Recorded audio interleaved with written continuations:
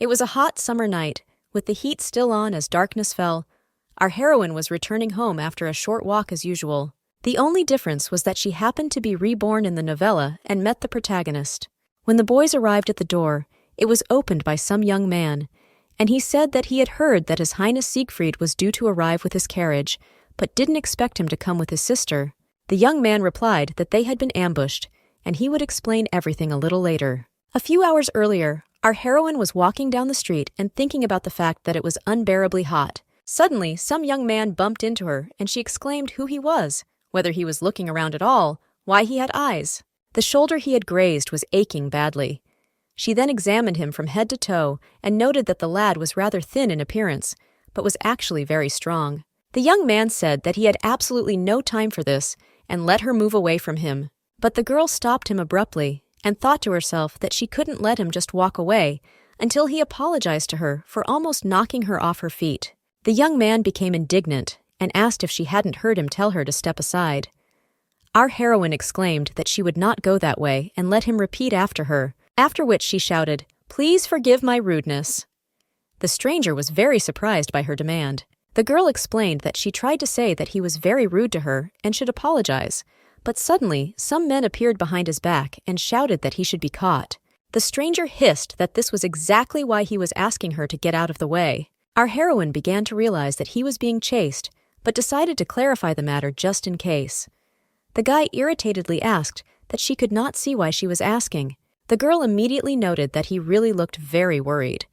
So she exclaimed that if the guy had told her right away, she would not have acted like this. How could she know?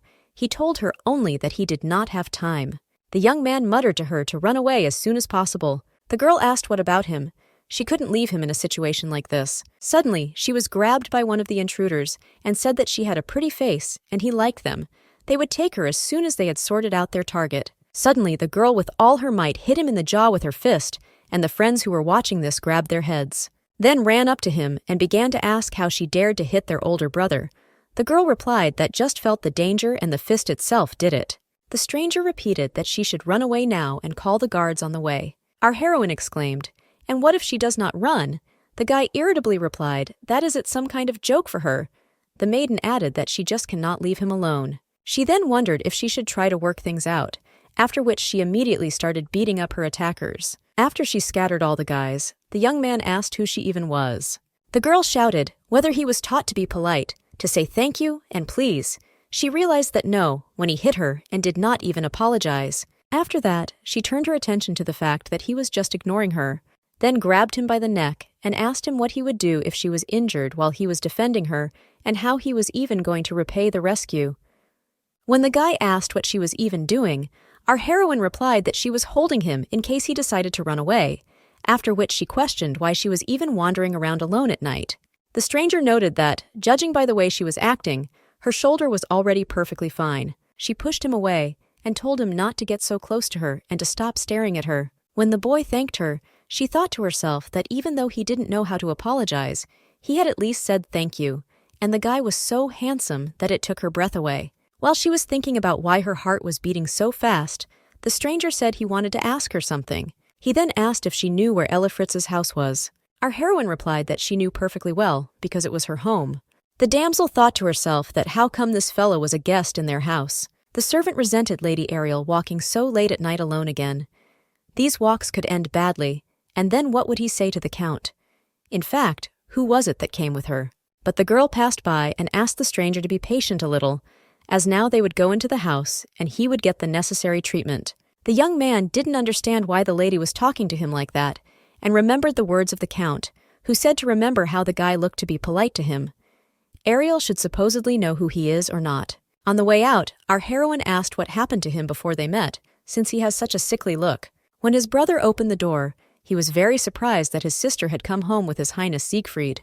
The young man muttered that he thought the lad would arrive with the carriage, but in no way with Ariel. The young man replied that they were ambushed and he would explain everything later. Our heroine looked at him and did not realize that is it really the same Prince Siegfried. After a while, Ariel couldn't believe that she and the main character met at her house. Plus, she brought him here. The maid said she didn't know what was going on, but that she should get up off the floor as it was cold. The girl just exclaimed what she should do, but the woman didn't know what she was talking about. At night, she could not sleep at all, as she was very worried and anxious.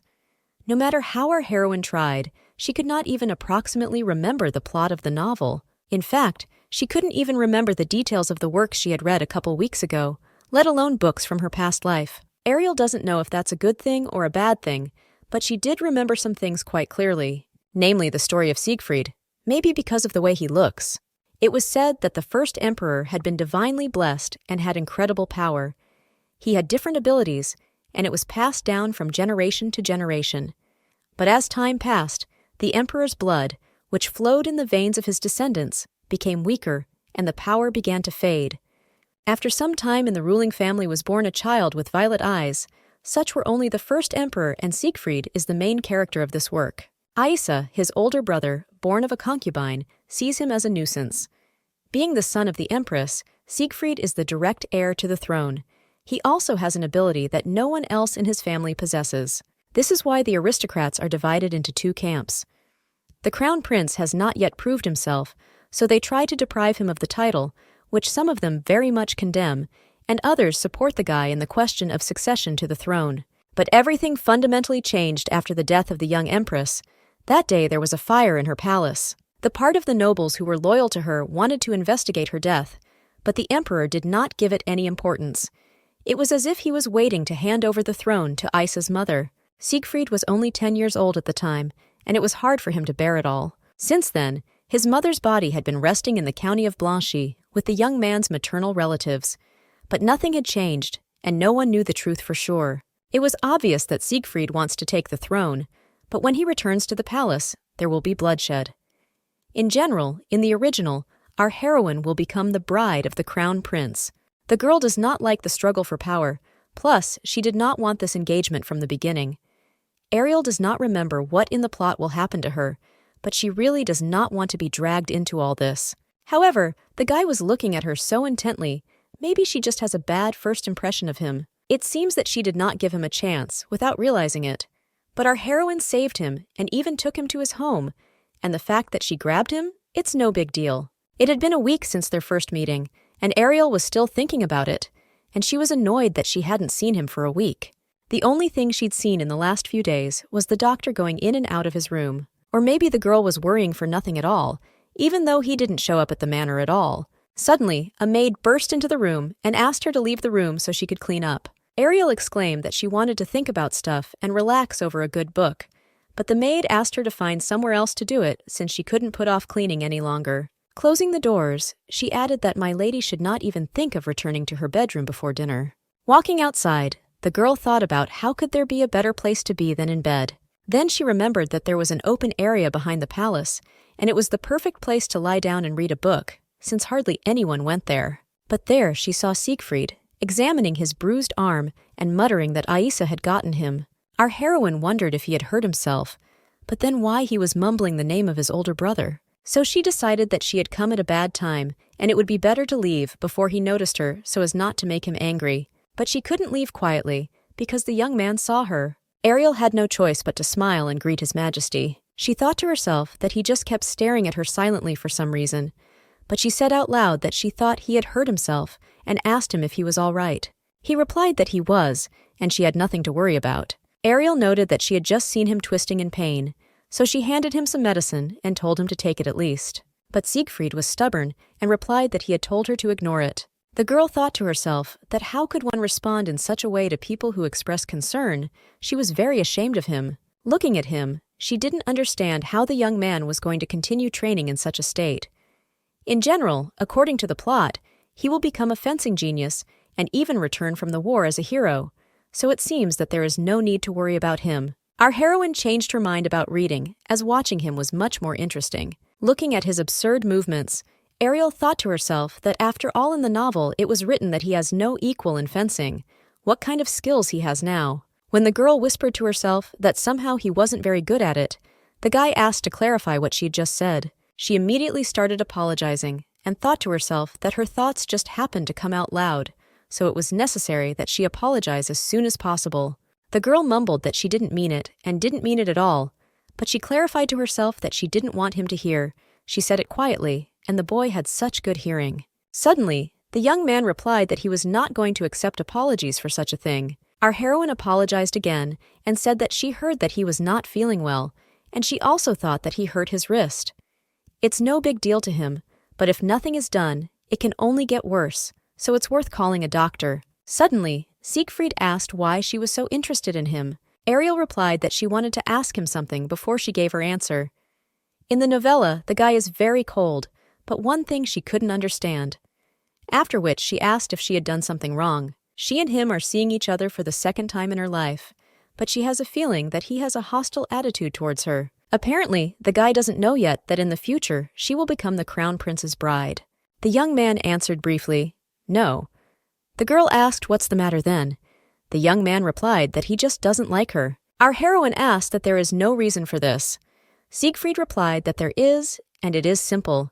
He was in a bad mood when he saw her outside the manor. Ariel didn't understand anything and asked what he meant. The young man irritatedly replied that he had to tell her that too. He explained that that night, when they were walking to the manor, he couldn't see her face outside. But when he saw her in the light, he started to choke and felt nauseous.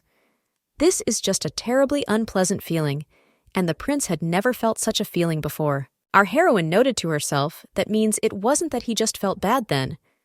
Looking at her expression, the young man asked what was wrong with her.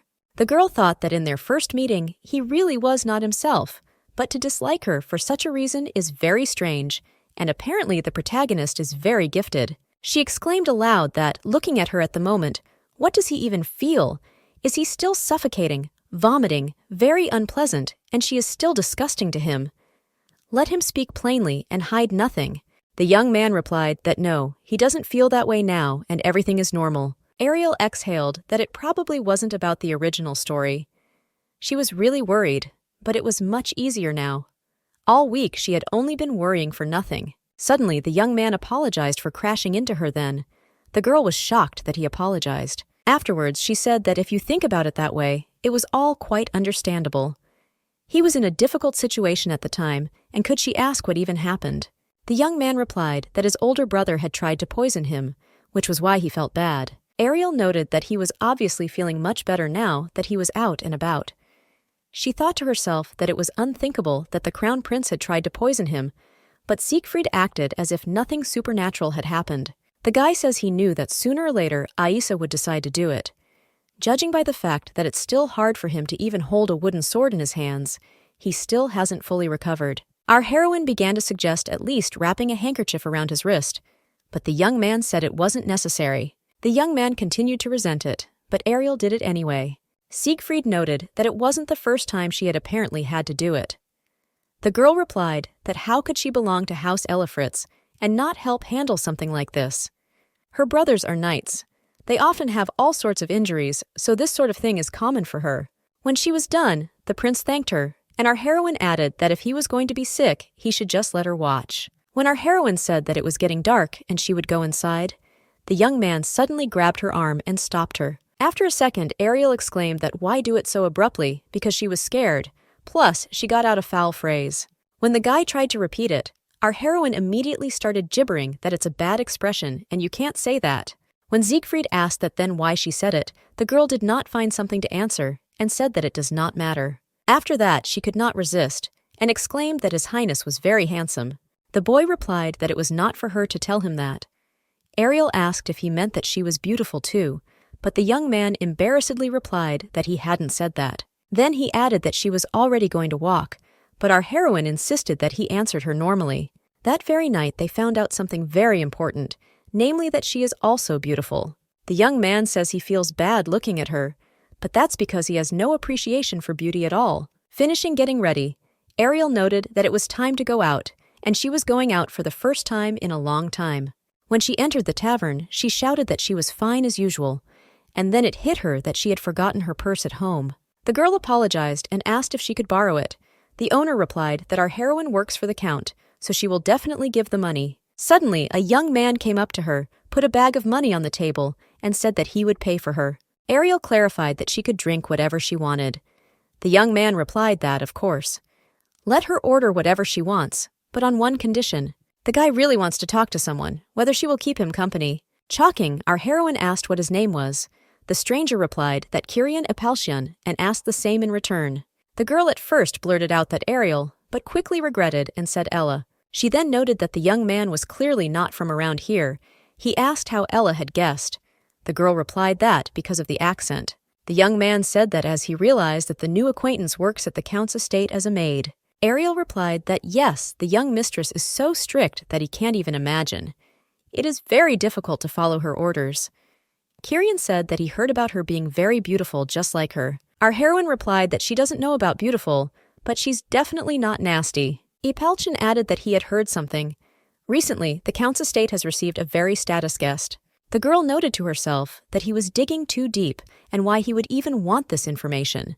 So the rumor said that he was overly interested in the affairs of the Count's family. The guy exclaimed, "What are you there? Don't all commoners follow the lives of aristocrats?" Ariel thought to herself that indeed many showed interest when she talked about working at the estate, but not that strong. Moreover, he is not local, but still shows interest in the guest. The young man then said that it's very late, and is she allowed to leave the palace at such a time? Ella replied that she can as long as she doesn't get caught. Kyrian said that he had heard that the Count has very serious security. Does she use some kind of secret entrance? Our heroine noted to herself that it was very suspicious, so she replied that if she told him about it, it would stop being secret. The young man said that she had a lot to drink, and probably feels very tired, so he escorted her, but Ariel replied that there was no need because it's very close. But the young man kept following her and said that it was very late and dark. The girl said that pushy men are totally uncool. 139. Epalchion replied that in that case, it couldn't be helped. It's dangerous on the streets at night, so let him be cautious. Lastly, she said that she had a lot of fun with him, and the girl hoped that he would also return home without any problems. When the guy moved some distance away, our heroine saw that he had something falling out of his pocket, so she called out to him to stop. The young man began to walk in her direction and said that it was a very important note, so let him give it back, please. Our heroine apologized for looking at it without asking, but when she picked it up, the ribbon had come undone, and now it needed to be tied. She then handed the papers to the young man, thanked him for paying for the drinks, and started to leave. In this note, our heroine managed to see Siegfried's portrait and did not understand why he needed it. After a while, she already knocked in the room to the prince and asked if he was sleeping. When the young man asked who was there, Ariel said the girl who had given him her handkerchief, and they talked for a while. She thought to herself that it was not the time to relax. Some suspicious person was looking for him. The girl is sure that Kyrian wants to find Siegfried. The question is who he really is. When the young man opened the door, he tiredly asked if she even knew what time it was. Ariel replied that it was 2 a.m. She wondered if the prince had lost his money and entourage on the road. He said he had borrowed a small sum from someone and was able to get to them because of that. If it was Epalchion who gave him the money, it made sense that he was carrying the portrait and trying to find it. The young man was very annoyed at being woken up and had no desire to talk to her, so he began to close the door, while our heroine tried to open it back and persuade him to listen to her. Siegfried exclaimed what she was doing, and the girl almost hurt herself. Ariel rambled on about His Highness talking about borrowing money before coming to the manor. She had met a very strange man in the tavern today. He had a portrait of the prince. The young man irritably said that she was drunk and let her go to bed. Then he slammed the door in her face. She tried to shout to him and said that she had indeed been drinking, but she was absolutely not drunk and he should just listen to her. A short time later, in her bedroom, Ella had already changed into her pajamas and was pissed off that he wouldn't even listen to her. It's not like Siegfried is in any kind of trouble, but she's uncomfortable with his indifference. Meanwhile, someone was watching her through the window. Our heroine sensed it, so exclaimed who is here, and let him show himself immediately before she called the guards. Kyrian immediately appeared in the window and said that it was him. Our heroine looked at him in surprise and asked why he was even here. Epalchion replied that he wanted to ask her the same thing, but suddenly from the street began to come shouting that the intruder had gone that way and it was necessary to be careful. The young man immediately started to leave and said that they would meet again and discuss everything. Then the young man jumped down from the balcony and ran away quickly. A moment later, the guards came running in and started asking if she was all right. A suspicious man had snuck into the manor and they had seen him walking this way. Our heroine replied that she was fine. The man was hiding somewhere out there, so let them find him. Ariel thought to herself that most likely he had already escaped, and maybe she should have tried to catch up with him, but suddenly she saw blood on the window frame. When they had met at the inn, Kirian had been fine, so he had hurt himself somewhere in the manor, but the knights couldn't catch up with him. It was necessary to ask his brother what was even going on. Seeing the blood on the window, the maid screamed that did the assassin hurt her. Ariel replied that it wasn't hers and let her clean it up properly. As she wandered around the manor looking for her brother, she heard the prince's voice saying that he was sure Ace had done it, and asked if there were any more wounded. Her brother replied that no, the others were fine. It was a shame that no one was able to get a good look at the assassin. The knights missed him. Maybe with further investigation, they would have some clues. Siegfried added that, for example, the man who was eavesdropping on them now would tell them something, so let him come out. The girl resented to herself that how come he had such keen hearing, but then greeted her brother. After that, she said that, frankly speaking, she would like to say something about the events of this morning, and it seems that the murderer is her drinking buddy. The young man immediately started asking her a bunch of questions. What happened? When? Where? How, if she was hurt? If she thought anything suspicious about him? The nurse asked him to ask the questions more slowly, after which she began to tell him that he introduced himself as Kirian Apalshan. He was just over 180 centimeters tall, red eyes and silver hair. At the inn, he asked her a bunch of questions about the estate, and he had a portrait of the prince. Most likely the guy already knew who she was. After sneaking into the manor, the guy found her, but didn't do anything wrong. He was chased by the guards, so after that he immediately fled so he wouldn't get caught, then added that His Highness was in great danger, and she was glad that at least now Siegfried listened to her. The prince muttered that it was not the first time such a thing had happened to him, so it was no big deal. Moreover, he hadn't slept since her arrival, so he wasn't caught off guard. It was his wrist that was the problem. It was the reason why he couldn't deal with the intruder. Ariel said she thought it was him that hurt Kirian.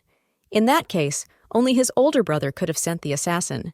The young man replied that it was probably only Aisa who was so eager for his death, after which he apologized for adding to the trouble. The brother said that there was no need to say that. Nothing was more important than the safety of His Highness. Siegfried thanked him for such nice words, then said that he had left a deep cut on him, so they would not see him for a while. The young man replied that this was not certain, and he would rather present guards to him, and the lad was able to defend himself. The prince replied to Abijin that there was no reason to be so worried. Everything was fine. After which he added that it was his sister who needed an escort. She saw the attacker's face, so it is understandable that she will be hunted. Our heroine replied that there is no need to worry, because she can stand up for herself. She thought to herself that it would be difficult for her to get out together with the escort. His Majesty asked her not to refuse because he was really worried about her. There's no need to turn on the stubbornness, just let her agree. If something happens to her, all the responsibility will fall on his shoulders. Ariel replied that was fine, but only as long as Kirian wasn't caught. Suddenly, Siegfried thanked her and added that it was thanks to her that they had avoided the worst, and he was still alive. The girl rejoiced and exclaimed that she had not thought she would hear him thank her. The prince, however, asked her not to smile and to go away. After a while, the girl reflected that after Apalshan's attack, the prince had been very focused on his health. Because of that, they haven't seen each other for the second week. Also because of the escort, she can't go outside. Plus, she also can't get to admire that beautiful face. Why is her life so hard and unfair? But she is sure that it is necessary to wait a little, and there will be a holiday on her street too. It is today that the annual Elfries Festival begins.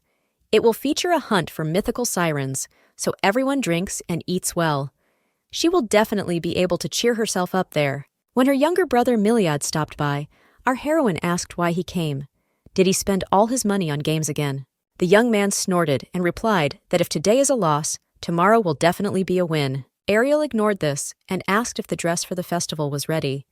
The maid replied that, yes, and when she put it on, then no one would be able to figure out what the girl's background was. When our heroine met Siegfried, she asked if he wanted to go with them, since he was always sitting at home. The young man replied that no, because he does not like noisy places.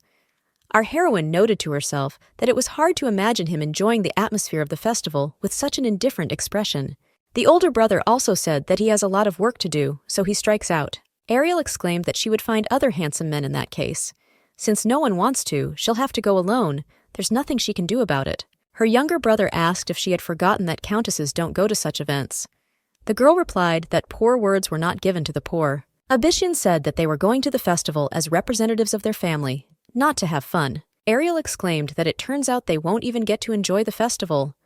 Her older brother said that they would have free time, but that they should remember to chaperone. The girl objected that she didn't want to go with them. His Highness said that until the murderer was caught, she would have to. Ariel replied that she didn't need them, since she had saved him the first time she met him, but the prince insisted anyway. The girl then waved her hand and said she would go before the sun went down. Abishin asked her to be careful. After a while, standing surrounded by guards, our heroine was angry that she couldn't even have fun because of them. After she found out that there were still 2 hours left before the festival started, she realized that she still had plenty of time. Then she said that she would go change her clothes and let them wait, because she couldn't do it right here. After changing, the girl noted that she had been waiting for this festival for a long time and was almost bored to death. Then she decided to take advantage of the moment and escape while the guards were distracted. When she managed to do it, our heroine was very happy that now she had 2 whole hours. One of the guards said that Ariel did not answer for a long time, so he had to go in. But looking into the tent, she did not see her on the spot, and on the table was a note. It said not to worry, and the girl would be back before the festival started. Everything would be fine. Walking down some street, the girl noted that she had gone somewhere wrong, and there were hardly any people around. She thought that 2 hours had passed and she should go back. But suddenly she saw 2 boys and wondered why they were here, if they weren't from their family. Out of the corner of her ear, she heard them talking about the prince and wondered what was going on. Siegfried had said he wouldn't be going to the festival, hadn't he? Suddenly she was bumped into by some young men carrying a sack. Ariel noted that something was wrong here. There's nothing that way, so where are they even going, and with this strange bag? At that moment she thought of the horrible thing. A fast pace, a dark and secretive place, a huge flour or potato sack, but so heavy that even 2 of them would have a hard time dragging it. This was definitely not what she expected to see at the festival. What was inside that sack? Suddenly, a hand fell out of it, and our heroine saw that it seemed to be the handkerchief she had tied on the prince's wrist. Could it be that these men were intruders and were carrying Siegfried somewhere? When one of them turned around, the girl immediately disappeared from sight. She's not sure what's going on, but she's not going to just sit there, so what should she do? Maybe she should call the guards. Though there is no time for that, if Ariel misses them like she did with Killian. Meanwhile, Epulsion was watching her stealthily from the roof. Our heroine thought to herself that if it is really a prince, then it is unlikely that something terrible will happen to him, because he is a nobleman. True, the guy is definitely in a dangerous situation, and he must be rescued. Throwing the bag into some room, the guys discussed that the boss should come soon, and that's it for them, so they can drink, because at the festival will definitely be poured. When they got to the door, Ariel noted that they had locked it very well, and it was unlikely to open without a key, so they had to find some other way out. Looking up, our heroine saw that there is a window, and on the bags you can climb to it. Climbing upstairs, she could not breathe, as there was a lot of dust. It was very gloomy, and she could hardly see anything because of the dust and darkness, so she asked loudly if anyone was there. Suddenly she saw His Highness, who was lying tied up on the floor. She immediately ran up to him and began to ask if everything was all right. But the young man did not answer, and Ariel did not understand what to do, as he was unconscious, and it is unlikely that the girl herself will be able to drag him. Our heroine apologized in advance for what she would do next and slapped him. The guy immediately came to his senses. The girl exhaled with relief and said that she thought she would have to slap him harder. Siegfried looked around and asked where they were and what had happened. Ariel replied that she wanted to ask him that. Who kidnapped him in the first place? The boy said he remembered leaving the house with her little brother. After that, he ate a cookie and almost immediately lost consciousness. Our heroine exclaimed that she offered to go with him, and he refused. But for some reason, he agreed to go with Meliad. The prince asked her to take off the ropes first, and then to discuss it all. Ariel replied that she should be thankful she had her dagger with her, but she does feel really bad since he said he doesn't like public places. It's very frustrating that Siegfried hates her, and for some reason loves her brother. The young man replied that it was because of her, but he had no time to clarify anything as the doors began to open. Killian appeared in the room and said that this was the 3rd time they had met Elle. It seems to be fate itself pushing them together. His Highness shouted for him to shut up. After all, he was hired by Asa anyway. The young man replied that he didn't want to admit it, but yes. He would get a lot of money for his head, so he would have to die. The prince replied that the knights of the Elifritz family are already looking for them, and he is conscious. He just needs to hold out until they all come. Meanwhile, he slowly continued to cut the rope with his dagger. The assassin replied that if he seriously thought they could stop him, that was very funny. He then asked why they thought he chose this particular spot. He has fire and oil, and there are a bunch of bags around that will burst into flames in 2 seconds. Do they now understand his plan? The prince will burn tonight and disappear without a trace, and with it, the plans of the second heir to the throne. Then he asked Ariel to come over and said that he liked her, so he would save her life. Our heroine noted to herself that she would have to listen to his words. If she were to be nasty, the killer might do something to her. As soon as she approached him, the young man immediately started spouting oil on his highness. Siegfried asked how much his brother paid him 100,000 Erk, or maybe even 1,000,000. The young man replied that it was practically, and asked if he wanted to bargain with him in such a situation. The prince remarked that it was even funny, seeing as he didn't think his life was so cheap. Then he said he would give him 10,000,000 and let the mercenary just kill Aias. The young man replied that he didn't think that was possible, especially since he had already gotten 1/3 of the diamonds from his million. The boy replied that if he became king, all the mines would also be his. He does not need 10 diamonds, for he can give 100. The intruder replied that this was already more like a deal. However, where is the guarantee that he will really become king? The young man is not going to risk his life for nothing. The crown prince receives the support and respect of noble families, while he hides and is on the run. Killian is sure that everyone in this country wants to see the first prince as king, and his words are complete nonsense. No matter how high the price, he is much easier to kill than the first prince. Siegfried freed himself from the ropes, rose to his feet, holding his dagger, and said that in that case there was no other option. Without wasting any time, the young man immediately threw the lamp towards him, but his highness simply dodged, and the dangerous fire flew past him, after which he immediately rushed to attack the intruder. Meanwhile, our heroine was thinking about the fact that last time it was difficult for him to hold even a wooden sword, but now he was doing quite well. Apalchin hissed that they should have finished him off right away without having these idle conversations. The prince replied that indeed, as he had wasted very valuable time. His highness pinned the young man against the wall and sharply kicked his knee into his stomach, after which he said that the result was already clear whether he wanted to continue fighting further. The intruder raised his hands up and asked how much Siegfried had promised there for the crown prince's head. But the boy replied that he had already changed his mind. He should be the one to kill Ace. When Killian asked what he wanted from him then, the lad put a sword to his throat and replied to work for him from now on. If his brother had hired him, then the young man was capable of much. In 2 weeks, the prince would be participating in a monster hunt, and the lad should go along with him. The young man asked if Siegfried thought he was too expensive for him. The lad replied that it had slipped his mind that he had just tried to kill him. Let him not forget thanks to whom he survived. All he needs is a companion to stay by his side on the hunt.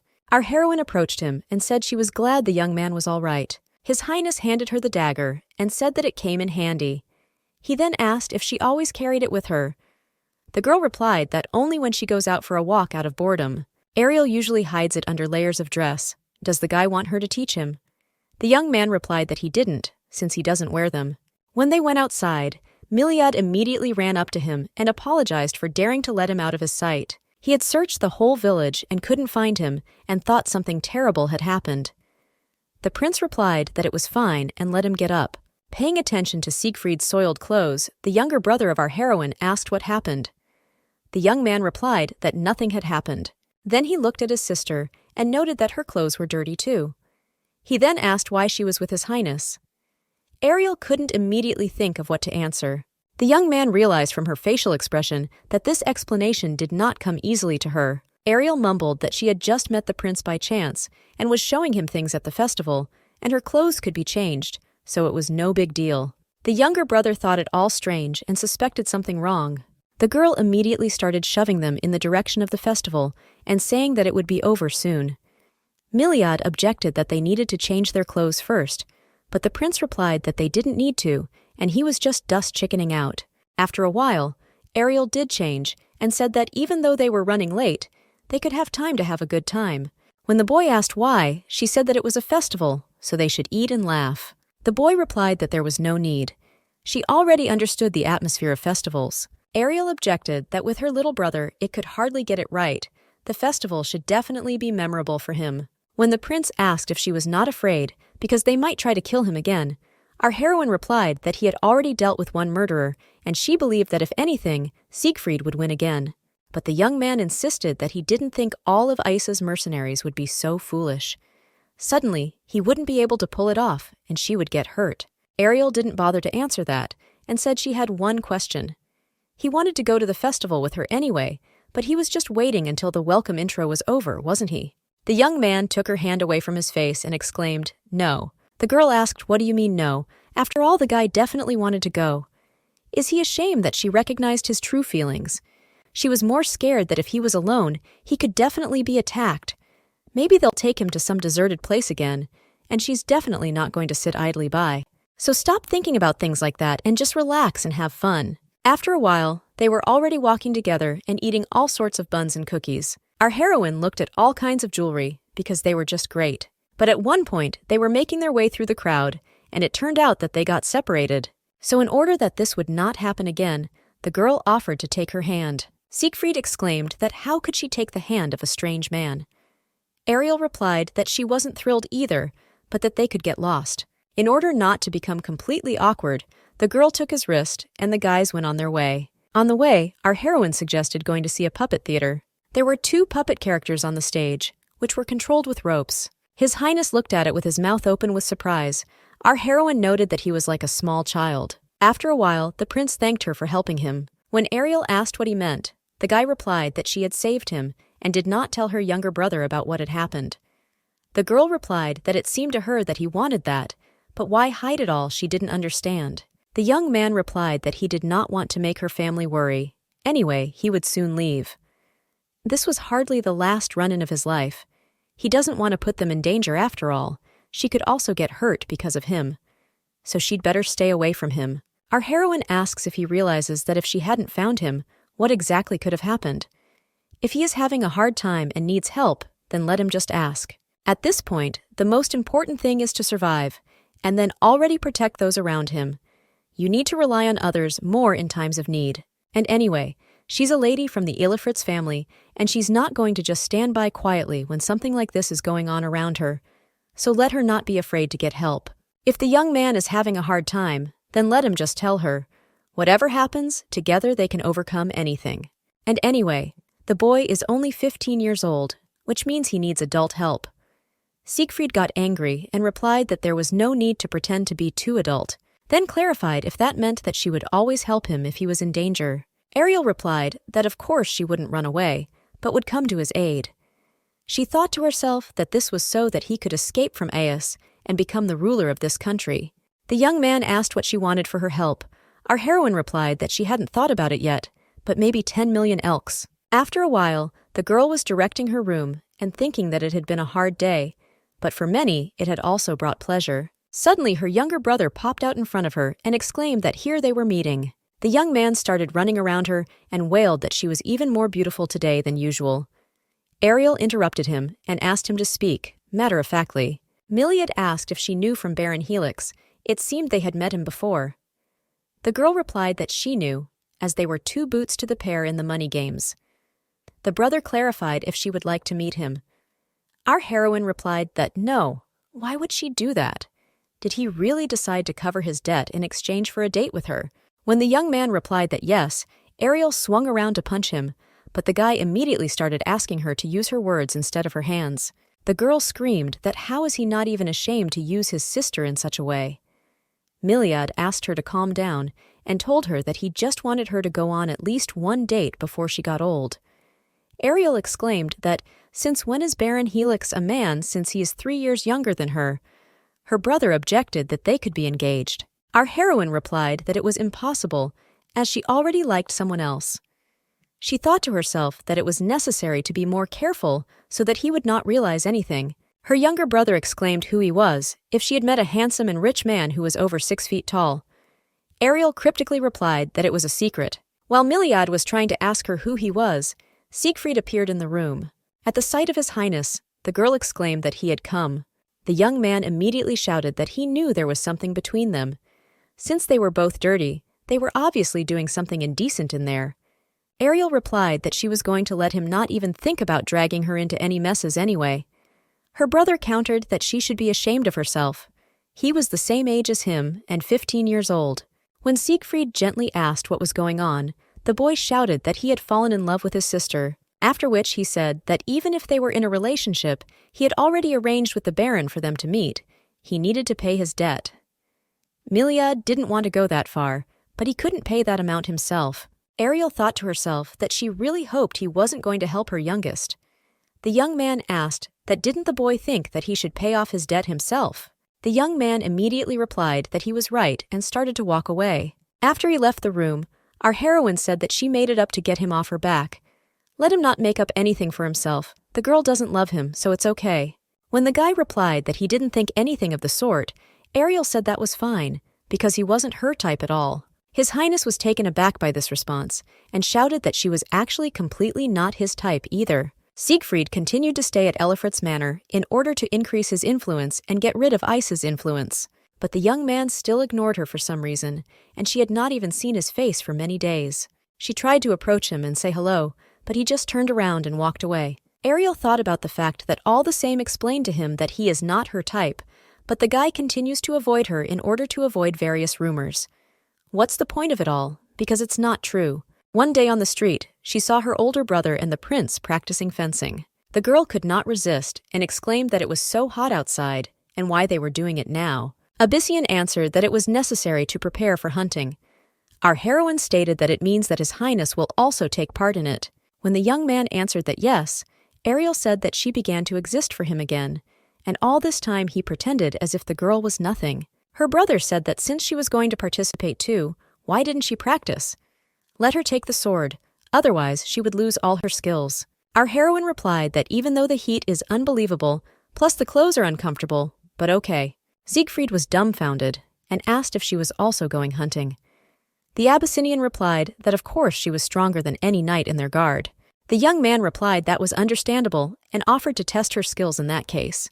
Ariel had already seen the prince's skills. Considering he was able to defeat Killian, they were incredible. Ariel is certainly not weak either, but whether she could even defeat him, so she asked him to attack her not hard.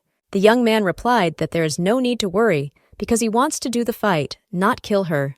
The older brother of our heroine announced that whoever lets the sword out of his hands will lose. After a couple minutes of battle, the girl began to wonder if he was succumbing to her. She managed to fend off all of his attacks, but maybe it was because she had already seen him in battle. It was clear that the guy couldn't be weak, because she had seen his true strength. The pressure was incredible, and it was hard to hold on. Suddenly the girl could not hold on and fell down, dropping her sword. When the prince gave her his hand, she said that he had ignored her for so long and persistently, and now he was just giving her his hand. The young man replied that it was a completely different situation at the moment. Our heroine asked what exactly is different. The young man replied that it was just the atmosphere. The girl laughed and said that maybe he would let go of her hand already, but said that in any case, thank you for a fair fight. His Highness asked how our heroine managed to repel all his attacks. The girl replied that she didn't know herself, then asked if he was trying to create a new scandal in the house. The young man did not understand what she meant. Our heroine said that they could be misunderstood.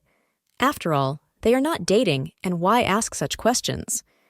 The young man replied that that's not what he asked. It's just that it's like she's reading his every move.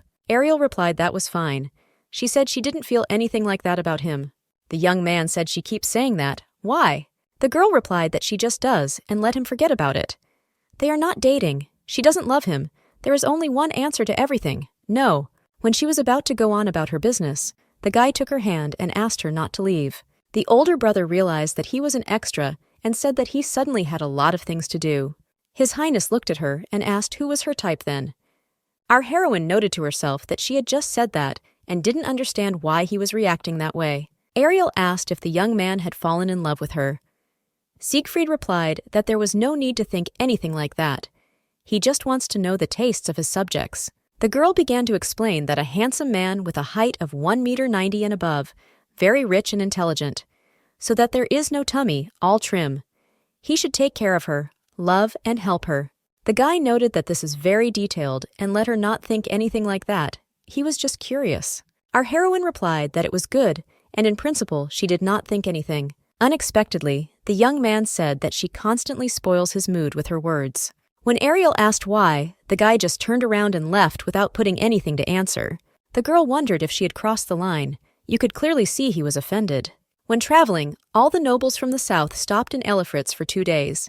It is somewhat of a tradition. Our heroine was always responsible for housing the nobles and their guards in the house. On the first day, before the hunt itself, a banquet was held, and all the visitors could enjoy it in peace. But since the Elfritz family took responsibility in the preparations, Ariel was very busy all those days. One of the women said that it had been a long time since they had seen each other and asked how she was doing. The girl replied that they hadn't seen each other for a year, and she was fine, then asked the same thing in return. Mr. Manuel then came up to her and said that they hadn't seen each other for 3 whole years, and he was very happy to see her. She made a great effort with this reception.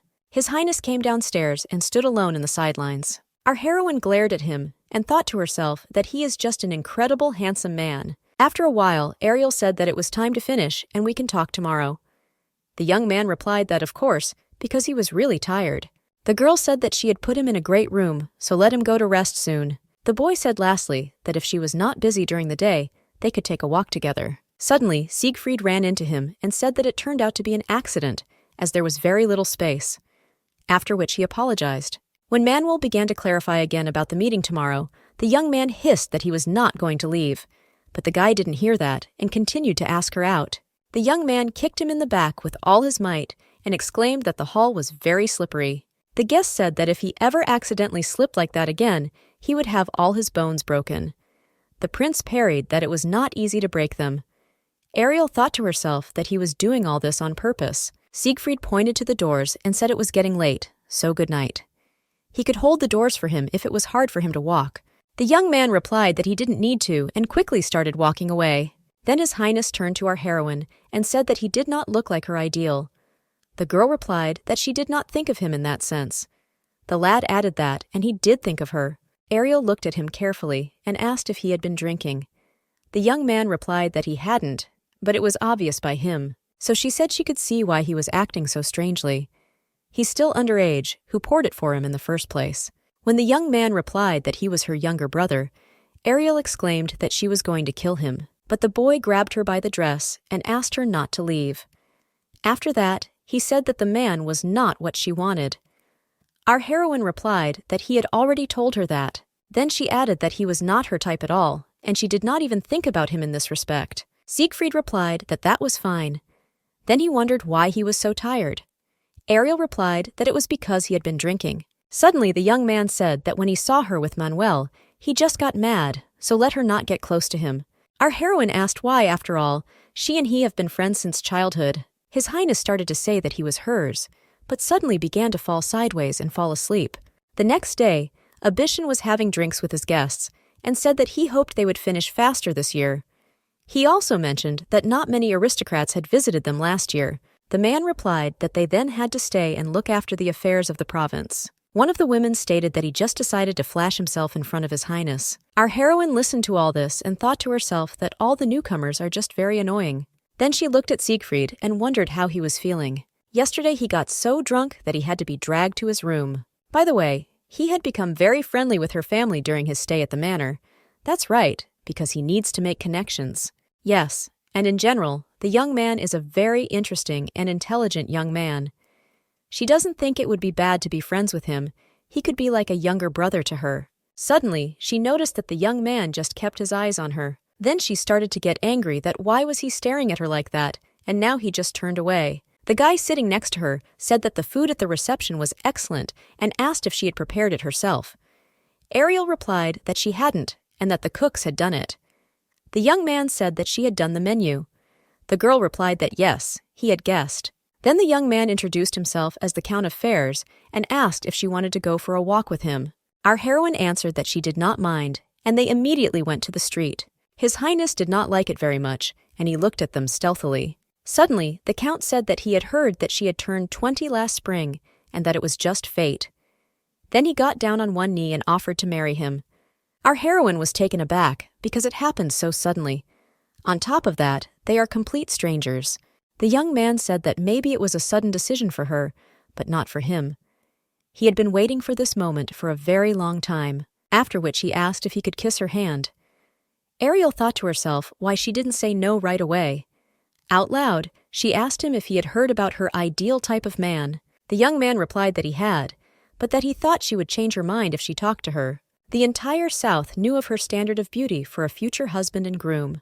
Of course, there were those who ignored her wishes and sent letters inviting her to be engaged, but she declined them all. It wasn't that she didn't want an engagement. She's really at a good age for marriage, but these sudden proposals are not to her liking at all. And this guy doesn't have anything she's looking for in a man. After meeting Siegfried, all other young men don't look good to her at all. So our heroine replied that she'd rather go back. The young man exclaimed that he already knew that he and she would have 1 daughter and 2 sons. Suddenly, a window opened, and the young man exclaimed that Count Fares even allows himself. The young man asked if he had overheard their conversation. The lad replied that of course he hadn't overheard them. It just happened. He had better give up his proposal of engagement. The Count objected that it was their private affair after all. The young man added that Ariel had said that she loved only him. She also talked about how she couldn't find a man as wonderful as him anywhere else. On top of that, she would still be waiting for him to come of age. Our heroine couldn't remember when she'd said something like that to him. Sure, she had complimented him, but not that kind of compliment. The Count looked at her in surprise and asked if it was true. The girl started to refuse, but could not find the right words. Siegfried said that she had said she liked the boy in front of her brother, or she just likes to play with men's hearts. Now the young man will call Milia to confirm his words. Fares immediately started running away, apologizing and telling her to forget about his proposal. Looking out of the window, the young man noted that it was quick to get rid of him. The girl asked why he was doing this to her. Of course, she said similar things, but now there might be rumors that she was in love with him. Siegfried replied that if she was so worried about the consequences, she should not have lied in front of her brother about her feelings for him, so it was too late. Our heroine did not understand what was going on with him at all. He used to blush from a touch or a joke. One thing is certain, it seems that she will have problems. The next day, it was time for the great hunt, and Ariel was ready for it. Those present began to greet her and wish her a good morning. Our heroine noted to herself that the Count must not have said anything, since the rest of the nobles were still talking to her freely. Yesterday, she realized that with the prince must be more careful and very much hopes that he is not going to blab about her feelings for him. The young man is indeed very handsome, but now that beauty doesn't seem so pure. When the young man walked past her, Ariel was surprised at this behavior because he had been constantly talking about her tastes in men for days on end, and now he was acting like this. After a while, all the members of the hunt saddled their horses and set off. Killian's voice came from the side, saying that he didn't know the girl would be there too. Ipaltian was now working for Siegfried. Of course, Abyssian didn't really like the idea, but His Highness said it was for a higher purpose, so his brother had to agree. In any case, it was very strange to turn one's almost assassin into an assistant, but in the end, that's how it worked out. The girl replied that she would be a great help, so don't let her worry. Everyone else would have a very hard time without her. The young man replied that that was a very self-righteous attitude. Ariel exclaimed that he could only look at her muscles and then believe her. The boy replied that of course he would believe, just let him put his fist down. I thought to myself that in any case, Killian could not be trusted. This man is ready to do anything for money. That's why he is always ready to betray them, and it is necessary to be wary. The young man, on the other hand, asked if there was an easy way to catch the siren. If so, let him tell him. Our heroine irritatedly asked why he keeps talking to her. The guy replied that he didn't know anyone but her. Then he came close to her and said that she may not like him, but they are very suitable for each other. That's why he thinks it's best for them to stay close together. Ariel immediately batted away the hand he was pulling towards her and exclaimed what the guy was even allowing himself. The young man asked what her reaction was, since he only wanted to get closer to her. Our heroine asked that he really thinks that she does not realize that the young man is up to something, even if he doesn't even come close to her. Abyssian said it was okay to stop for a breather for now, and then head onward.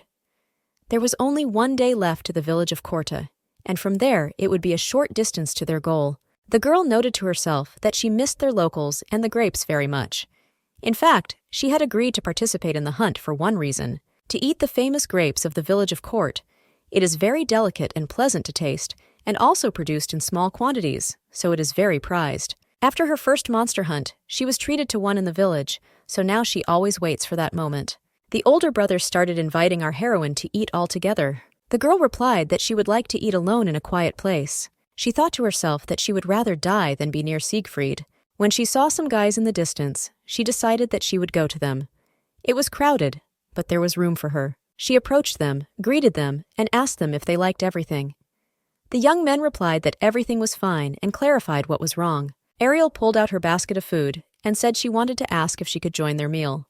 The man replied that let her sit down, of course, as they were honored. He then asked if the girl was seeing someone. She replied that she was not, and that she had no one in mind either. The aristocrat asked if she would then like to go and meet his second son.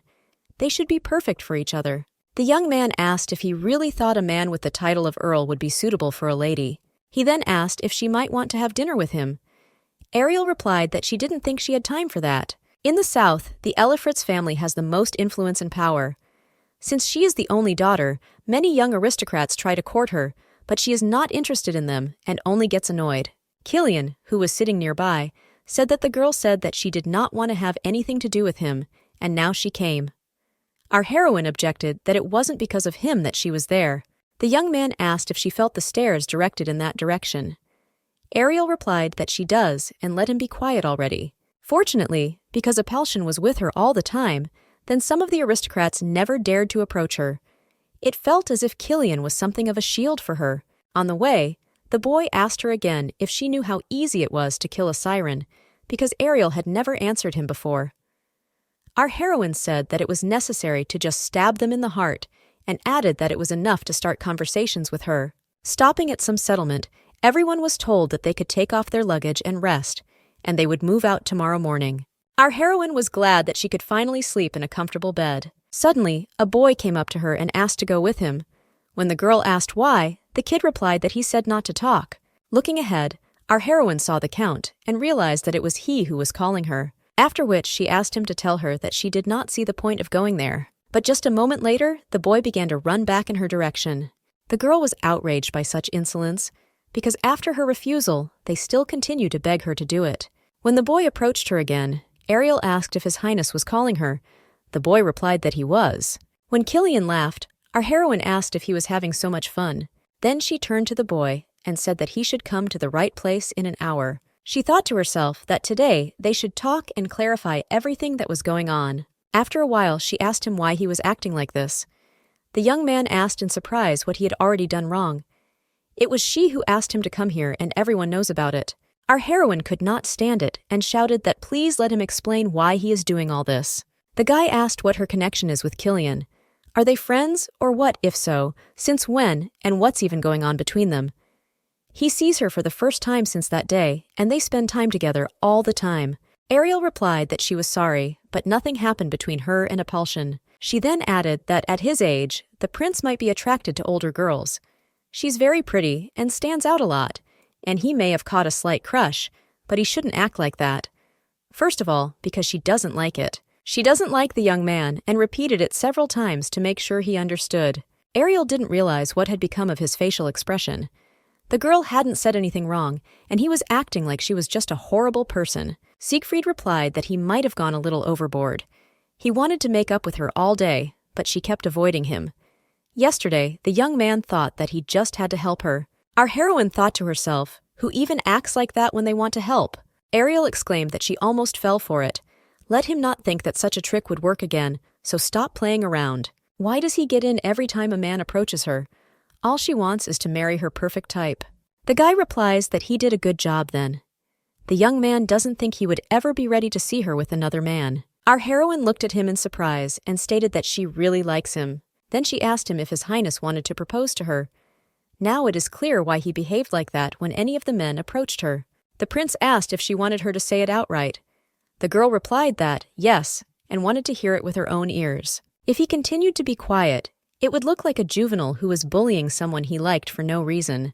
The young man asked the question that if he asked for her hand in marriage, would she accept the proposal? Without thinking long, our heroine answered that no way. Siegfried asked why. You never know what can happen with looks, wealth, height. Had she ever met any man who fit her parameters more than him? Ariel asked what other man. His Highness is just a boy for now. The young man said that her beauty was like a rose in the garden. He liked to look at her, and that was it. Ariel replied that he had heard about her ideal type. She should be at least 190 centimeters tall. The prince objected that he was still growing. The girl replied that that was it. If he wanted to grow big, he needed to go to Dreamland already. The young man hissed that there was no need to take him as a child. Our heroine replied that he still has a long way to go, so there is no need to bother her. The girl wants to live a quiet life. Let him find himself another bride. There are plenty of beautiful ladies his age. Or let him wait at least 5 more years before asking for her hand in marriage. She thought to herself that of course there was no guarantee that she wouldn't be married by then. His Highness said that because of her age, she wouldn't even give him a chance. Isn't that too much? It can't be helped anyway. There's no changing the fact that he's attracted to her. Don't let him think he'll give up so easily. He's not going to give up until her feelings warm up at least a little. Ariel noted to herself that this meant he would continue to pester her in the future. But what Siegfried feels for her is wrong.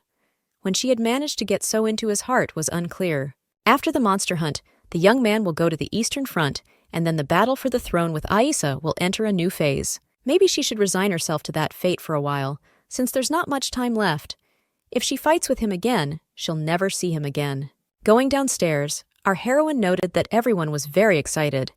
The chance of dying at the hands of a siren is small, but during such a hunt, it is quite natural to get a serious wound. Sirens are dangerous magical creatures with the face of a human and the body of a fish or bird. They possess incredibly sharp claws. They have a special power to seduce people, making them unable to defend themselves. You cannot look into the eyes of these otherworldly creatures and listen to their singing. And in their habitats fly a lot of crows that feed on carrion. Fighting these dangerous creatures is a real challenge. The older brother announced that all preparations are complete, which means it's time to set off. They should return safely in time for dinner. The girl noted that His Highness didn't even look in her direction if he was still angry about yesterday. Even if that wasn't the case, today was his first battle. She's a more experienced hunter and should be able to give him advice. But she didn't have time to approach him. As Abishin said, it was time to move, and they went ahead. Siegfried is actually very strong, so perhaps she shouldn't be worried. But what happened next in the novel, the girl cannot remember. It seems that a minor event involving him happened without any incident. After a while, the elder brother said that they had arrived at the place, and now it was necessary to continue walking. He then told His Highness that he had heard that under the influence of the siren's charms, one could dream of all sorts of things. A little carelessness, and he would be mesmerized, so it was necessary to be more careful. Yunoshp replied that there was no need to worry. Looking up, the boys saw a large number of creatures with human heads and the body of a bird. One of them flew close to them and started screaming loudly. When some of them began to fly away, one of those present exclaimed that they should head after them and catch them. Meanwhile, the otherworldly creature decided to attack our heroine. But the girl immediately drew her sword and struck with it the creature, which did not have time to do anything to her. After that, she paid attention to the way the siren was heading towards His Highness. Ariel thinks she doesn't have to worry about Abyssin, and somewhere out there, Miliad is doing pretty well. Now her main concern is Siegfried, who is sure to fall under the siren's spell. It's a small chance, but there's still a chance of bad things happening. It's just that she was reading the work and she got a bad feeling. She looked at the young man and noticed that he was not badly hurt, which was good, but it seemed that the creatures had an effect on him. The girl immediately ran up to him and started begging him to come to his senses. But it was clear from the look on his face that mere words would not help. Turning him around, Ariel apologized in advance for what she would do next. Not that she wanted to, but it was the only way to free him from the stupefaction. Whereupon our heroine swung around and slapped him with all her might. Grasping his cheek, the young man asked what it was just now, as he was in great pain. Ariel replied that she was sorry, but there was no other choice, or he could have been killed. Suddenly, she began to see a handsome man with a beautiful figure in front of her. He had black tar-like hair and a cute mole under his eye.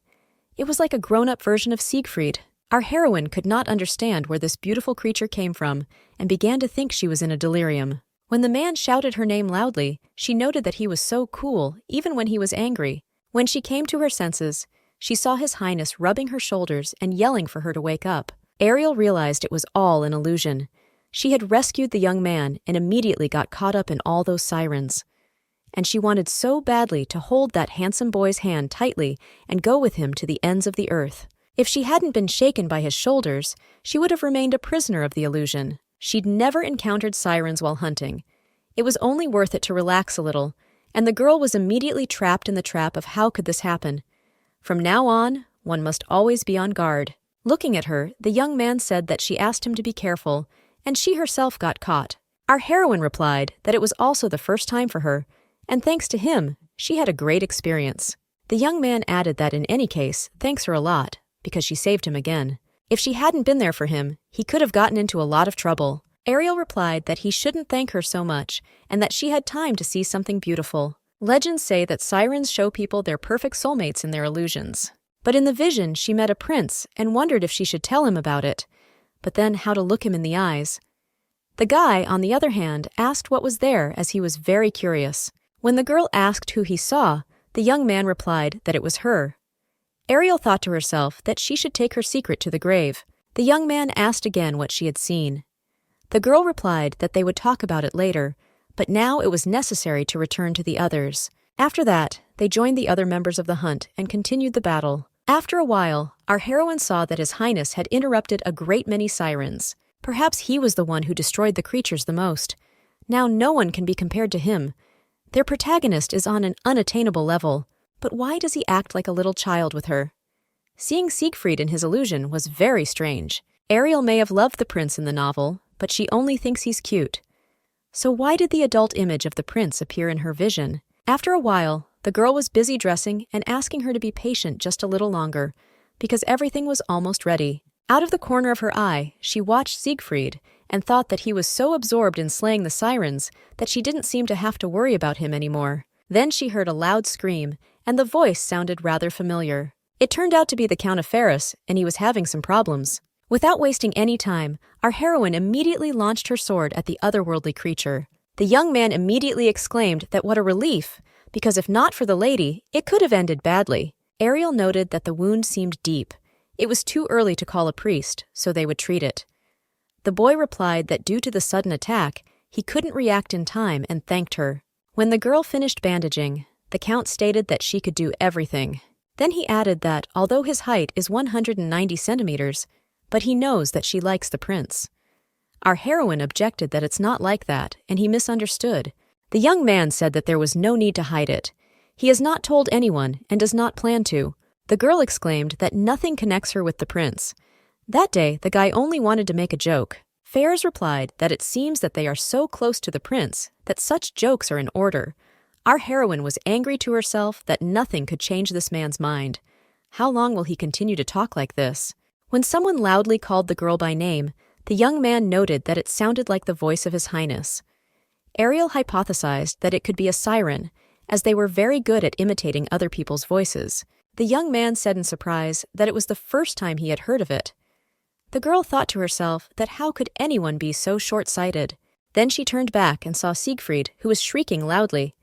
Ariel thought he had decided to repeat after the Count. The young man said that she was already fine, so she could go.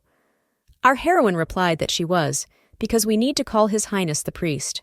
The young man shouted that he didn't need any clergyman, just hurry up. Ferris said that he seemed to be in a very bad way, so let him hurry to help. Walking up to him, Ariel asked where he was hurting so badly, she thought he might have suffered a headache. The young man turned to her and asked how she knew. The cheek she hit was straight up burning. She even regretted it a bit now, but there's nothing to say. She has a rather light hand, but she was in such a hurry to bring Siegfried to his senses that she might have miscalculated the force. So she said out loud that she was sorry. The young man said he would let her take care of him in that case too. Ariel asked that if he was hurt, then why didn't he say so earlier? The guy replied that because it didn't hurt before. Our heroine snidely asked that for some reason now suddenly began to burn. Then she added that he should stop arguing with her if he wanted her to treat him. The prince replied that he had been in pain ever since she started helping the earl. While she wasn't around, he worked hard. Got rid of all the sirens around him, so he deserves a reward.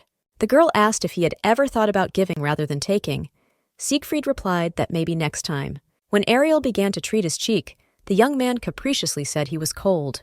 Our heroine noted to herself that up close, he is just an incredible cutie, even if he thinks only of himself, but she could not stay angry with a man with such a face. Out loud, she told him to be patient for a little while. It wasn't that bad, but as a reward for the prince's efforts, she would look after him. The young man noticed the sirens sneaking up on them, so he picked Ariel up in his arms. After that, with a single blow, His Highness neutralized the otherworldly creature. Our heroine thought to herself that now he behaved so coolly, and not every day you can see such a thing. Let him just always be like that. Then she decided to tease him with one, and yelled that she was powerless now. She can't cure him, it's only necessary to call a priest. But when the boy didn't react, Ariel said that since he wanted a reward from her, he should just tell her what he wanted. She would listen to him for his help. She thought to herself that she was a little scared about what exactly he might even ask for. The young man silently pointed to his pike, as if suggesting that she kiss him. Our heroine was at first indignant to herself, but nevertheless went over and did it. She asked him if he would do it, and His Highness happily exclaimed that he would. Ariel thought to herself that he was so cute, like a puppy. I want to pet him. Then she decided that she would treat him as if he were a dog. Prince is a little big, but you can just think of him as a big dog that can talk. It's hard for her to think of him any other way, but treating him like that won't hurt her heart. Plus, they don't have much time left for Siegfried to be together. After a while, everyone admired the prince and said that he had killed the most sirens on the hunt today. The guy has saved so many human lives and is just wonderful. If it were not for him, they would have been long gone. Our heroine noted to herself that he made friends with the northern nobility faster than she thought. These people will take Siegfried's side in the future and fight Isa together with him. For now, they need to gather more supporters. Eldest brother stated that the first day of the hunt had gone well. They managed to avoid serious injuries, so he would like to gather everyone for a modest dinner. After a while, our heroine sat and thought about the fact that she was just incredibly tired, because she had been running around and swinging her sword all day. So she got up and announced to everyone present that she was already going to her room. Suddenly, the young man asked her not to leave and stay a little longer. The count said that the lady was not only fighting monsters today, but she was always there when someone needed first aid. She had worked harder than anyone else. The servants had already heated the water in the lady's room. If she was tired, she could go upstairs and rest. Tomorrow they would be hunting too, so it was better not to work too hard today. But the girl answered that she didn't need it all, and they would see each other tomorrow. Then she added that she would see His Highness as well. A while later, Ariel thought afterward that most likely dinner was already over. Then she saw the prince along with Count Ferris talking about something at the end of the hallway. Siegfried said that it seemed the lad was a little tight-lipped and hadn't heard what he had said to him earlier. The count didn't understand what he was even talking about. His Highness asked why he was always hanging around Ariel. The young man replied that he didn't know how to mean his actions today, but isn't that what friends do? Ferris was just being courteous. The prince replied that everything is right, but he should stop acting like that because she has him for that, and the guy is only burdening the girl. The aristocrat asked that didn't the young man himself take advantage of the position of the mistress today. She, on the other hand, was extremely uncomfortable. His Highness is only the second prince, and he will always be threatened by something, but Mistress Ariel still wants to be by his side. Siegfried replied with too many unnecessary words. He will forgive him this time. Let him consider it as a manifestation of his good-naturedness. But just in case he will repeat again, let him not even think not to dare to approach our heroine. Ariel quietly crept up behind him and quickly covered his mouth with her hands so he wouldn't say more stupid things. Then she began to tell him to ignore what the prince had said to him. The count noted that he had been too rude, and he should have left for that, to give them a chance to be together. As he left, the girl noted to herself that this was the second time she had been misunderstood because of Siegfried. The young man asked her if she was so disgusted by him. Our heroine answered that yes, how could it be otherwise? Noticing the sad expression on his face, Ariel thought to herself that she should have said it more softly. The young man said that the earl was keeping an eye on her. As soon as he appears, he turns his gaze to her. The prince looks only at her, so he notices everything. Ariel thought to herself that if she heard that from a 20-year-old, she would be over the moon. Why is Siegfried 5 years younger than her? Why does he make her suffer so much? Then the young man asked what she was doing there at night. The girl replied that she woke up and decided to take a walk. The prince clarified if she was keeping her way to the kitchen. The girl replied that yes, if he wanted to, he could go along with her. After a while, Our heroine noted to herself that when they sit like this, she does not even know what to say. Then she decided to break the silence and said that she remembered their first meeting. The prince replied that it had been very troubling then, having to hide from a chase organized by Aisa. Ariel said that when he saw her, it was as if everything inside him turned upside down and nausea came up. Did the guy feel the same way about her at the moment? The young man replied that it wasn't because he was uncomfortable. He had never said such a thing. He was just racked with strong emotions when the young man saw her.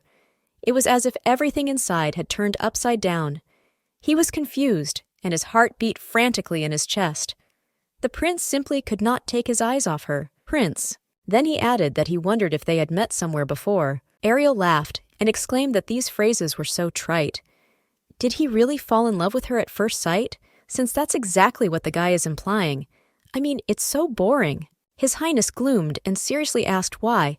Why does she think it's boring? Why is the girl suddenly dismissing his feelings so easily? Let her repeat again if she really thought his words were boring. Ariel didn't have time to try and explain anything before the young man got up from the table and wished her good night. She thought to herself that she'd obviously said the wrong thing. Monster Hunt was angry for 3 more days. Since that night, Siegfried hadn't even come close to her, but that didn't mean she hadn't sensed his presence. The young man was constantly watching her from somewhere, but when their gazes met, he would proudly raise his head and turn away, showing his displeasure with his whole appearance. After a while, the anger would go away, and the boy would become his old self. It was clear that his resentment would not last long. After a while, the guys celebrated the fact that they were able to quickly complete the hunt for monsters and decided that they should thank the prince for it. The hunt had only lasted 4 days. Last month, they had lasted 2 weeks. She had joked that Siegfried could slay 100 sirens in a day. Now she thought it was a real possibility. Suddenly, Killian came up to her and told her it had been a long time since they had seen each other. It seemed like it had only been 4 days, but it seemed like an eternity. The girl asked if he had worked hard for the prince in all the time they hadn't seen each other. Apelsion replied that she seemed very interested in his highness. Ariel objected that not at all. The boy parried that they say that the stronger the denial, the closer the truth, then added that if she was not satisfied with such talk, they could dance. But our heroine replied that she didn't want to. The young man said that nothing could be done in such a case, and then he would sit alone in that far corner. Ariel started to stop him and questioned why he was making others feel guilty. On second thought, it's not such a bad idea. Just one dance. The young man said it reminded him of their first meeting at the bar. He had stood behind her then, too. Our heroine replied that if Killian hadn't tried to kill the prince afterward, they would have only fond memories of that evening. Apelsion replied that she was the one who had warned the prince, which had almost gotten him killed. The wound would heal in time, but the scars would remain. Ariel exclaimed that he was talking too much, for it was all behind him. The young man held out his hand to her and asked her to give him just one dance. Suddenly, right beside his head, a sharp dagger stuck into the wall. It turned out to be his highness, who asked our heroine if she would give him one dance. Killian said he didn't know what could cause him such anxiety. The prince replied that if he understood everything perfectly well, why not just disappear? The young man immediately bowed and said that he could consider that he never existed. Our heroine said that he didn't have to act like that. The young man exclaimed that how so? After all, he tried to kill them, or the girl has already forgotten about it, and now he pretends to obey him. But since Apelsion served Isa, it's hard to predict when he will show his true colors. Isn't she being a little too careless? Ariel replied that it was only 3 days. Isn't the guy a little too bloodthirsty? If she hadn't spoken to him first, would he have sulked at her like that until she left? It's happened before. As soon as they had a little argument, he would start ignoring her. The young man asked if she wanted to say that they wouldn't see each other again, after which he added that when it was all over, they would have no reason to meet. In time, she would forget him completely. She'll live a quiet life as if it never happened. Wasn't he right? It would make her feel better that way. The girl thought to herself that in a normal life without Siegfried, everything would be the same as always, and the days would be similar to each other. To chase away the boredom, the maids would tell her different rumors. Miliad will secretly make bets, and Abishan will reprimand him for it. Sometimes our heroine will receive letters with various proposals of marriage. She said aloud that she would soon part, but that she could never forget him. She would meet him someday. He can always write her a letter, so don't be so categorical. Sometimes, when they will remember each other, they will only wish for the best. His Highness didn't answer anything, but just turned around and started to walk away. Ariel ran to look for him, and could not understand where he had gone. A man came across him, who said he was Baron Herbert from the province that included the village of Court. Ariel watched him from a distance, and did not understand what kind of man he was, for they did not seem to know each other. The Baron said he would like him to stay at his manor rather than in this dilapidated building. Siegfried replied that he could not leave his men there and live alone in good conditions. Herbert stated that he tries to remain loyal to his subjects, and this is the behavior of a true ruler. He also wants to report that most of the aristocrats have faith in Prince Siegfried. The only true heir is the crown prince and no one else.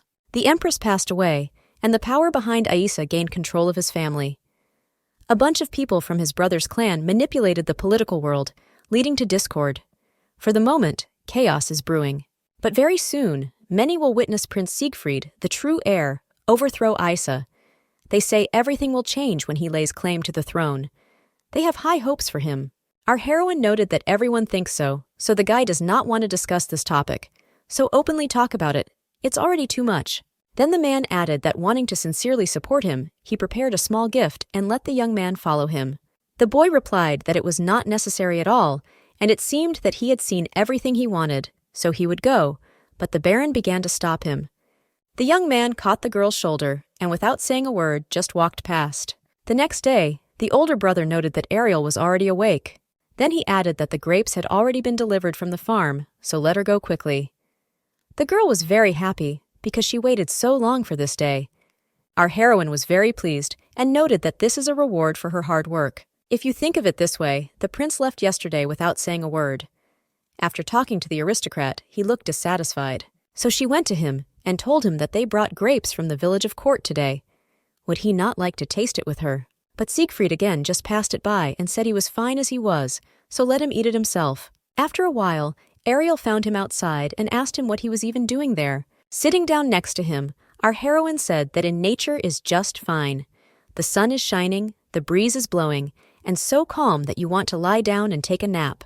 The young man replied that yes, perhaps that was a peace of mind they wouldn't be getting anytime soon. Ariel noted to herself, after the monster hunt, Siegfried would immediately go to the Eastern Front to resolve the conflict. His life would be in danger, and his rest would be forgotten. Out loud, however, she said that she was sure he would succeed. If he went there, let him be as active as he was now. The boy asked in surprise what other Eastern Front. The girl remarked to herself that the story about it, which was described in the novel, had not yet happened in the present. The prince added that, after all, he had not yet decided where to go next. So how did she know that he was going there? Our heroine realized that it is necessary to somehow get out of it, so she said that after all, he must expand his influence on the whole empire. She thought that His Highness could go to a place where people are suffering from conquerors. The young man replied that yes, such a thing was quite possible. Ariel was relieved that she had managed to make things right, after which she added that everything would be fine. Even if he goes off to war, he will definitely come back alive. She was just sure of it. The guy remarked that she was talking about it so easily. It's a battlefield. There's no guarantee that he'll come back alive. Either way, he's going to go fight, even if not to the east, because Aisa has asked the emperor to increase his supervision. The timing is perfect. His brother thinks it's a good opportunity to get rid of him without getting his hands dirty with blood. The nobles insist that Siegfried join the power struggle. The girl so easily tells everyone about it because she has absolutely nothing to do with him. Our heroine exclaimed that it seems that he needs a little distraction. It is not worth thinking about what has not happened yet and tearing his soul unnecessarily. Nothing is certain yet. Therefore, it is better to think about what today brings them. The aristocrats are really something. How can they dump all the responsibility on a prince who is only 15 years old?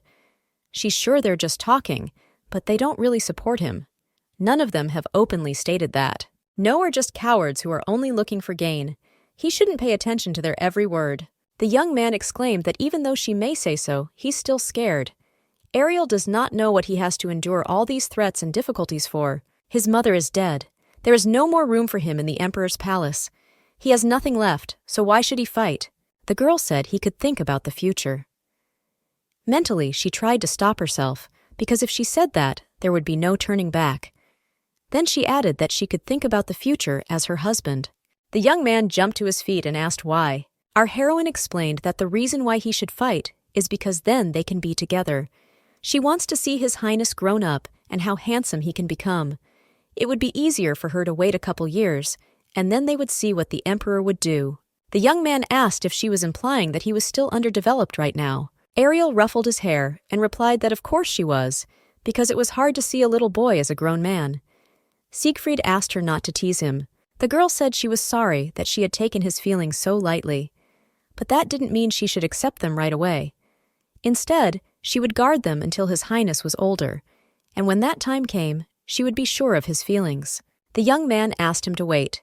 When he is old enough, he will return to her to ask for her hand in marriage. Ariel exclaimed that they had agreed, and now everything would be fine. Then she suggested that they go inside and taste the grapes, for she had not eaten anything yet today. On the way, the girl reflected on the fact that when she heard Siegfried's deed, she only thought about how to help him. It felt like some unknown force might intervene, whether it was the influence of the original novel. Now it is no longer possible to say that she and the young man has nothing to do. How can she do the right thing because she likes him very much? And in fact, she was not going to break off her relationship with Siegfried. It would be nice to wait for him to come back as a beautiful man. The girl gobbled the grapes, closing her eyes in pleasure too. She felt like she was sitting in a vineyard right now. This flavor allows one to blot out the painful past. Afterward, she asked His Highness why he wasn't eating. The young man replied that he was fine as he was. Just seeing her eat is enough. Suddenly, he said he had one question: what illusion she saw when she fell under the siren's spell. It had gone unanswered last time. Our heroine got embarrassed and started trying to pretend that she didn't remember at all well what happened then. The young man replied that it was a lie, and she remembered everything perfectly well.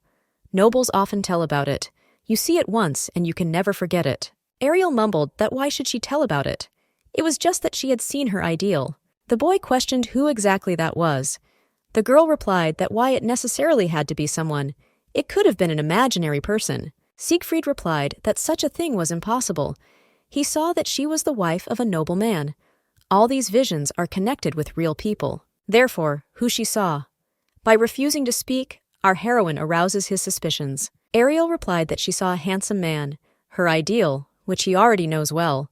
The young man replied that he assured her she had never met a better man than him. Our heroine objected that there surely must be such a one. The one she had seen was very handsome and mature. Then she caught up and tried to correct herself that she meant to say older. But the prince didn't believe her and stated that meant she had seen an adult version of him. The girl asked in surprise how the young man realized this. Siegfried replied that it had just slipped out of his tongue, so she had indeed seen him. If the adult version of him was her ideal type, then he would try very hard to grow up quickly.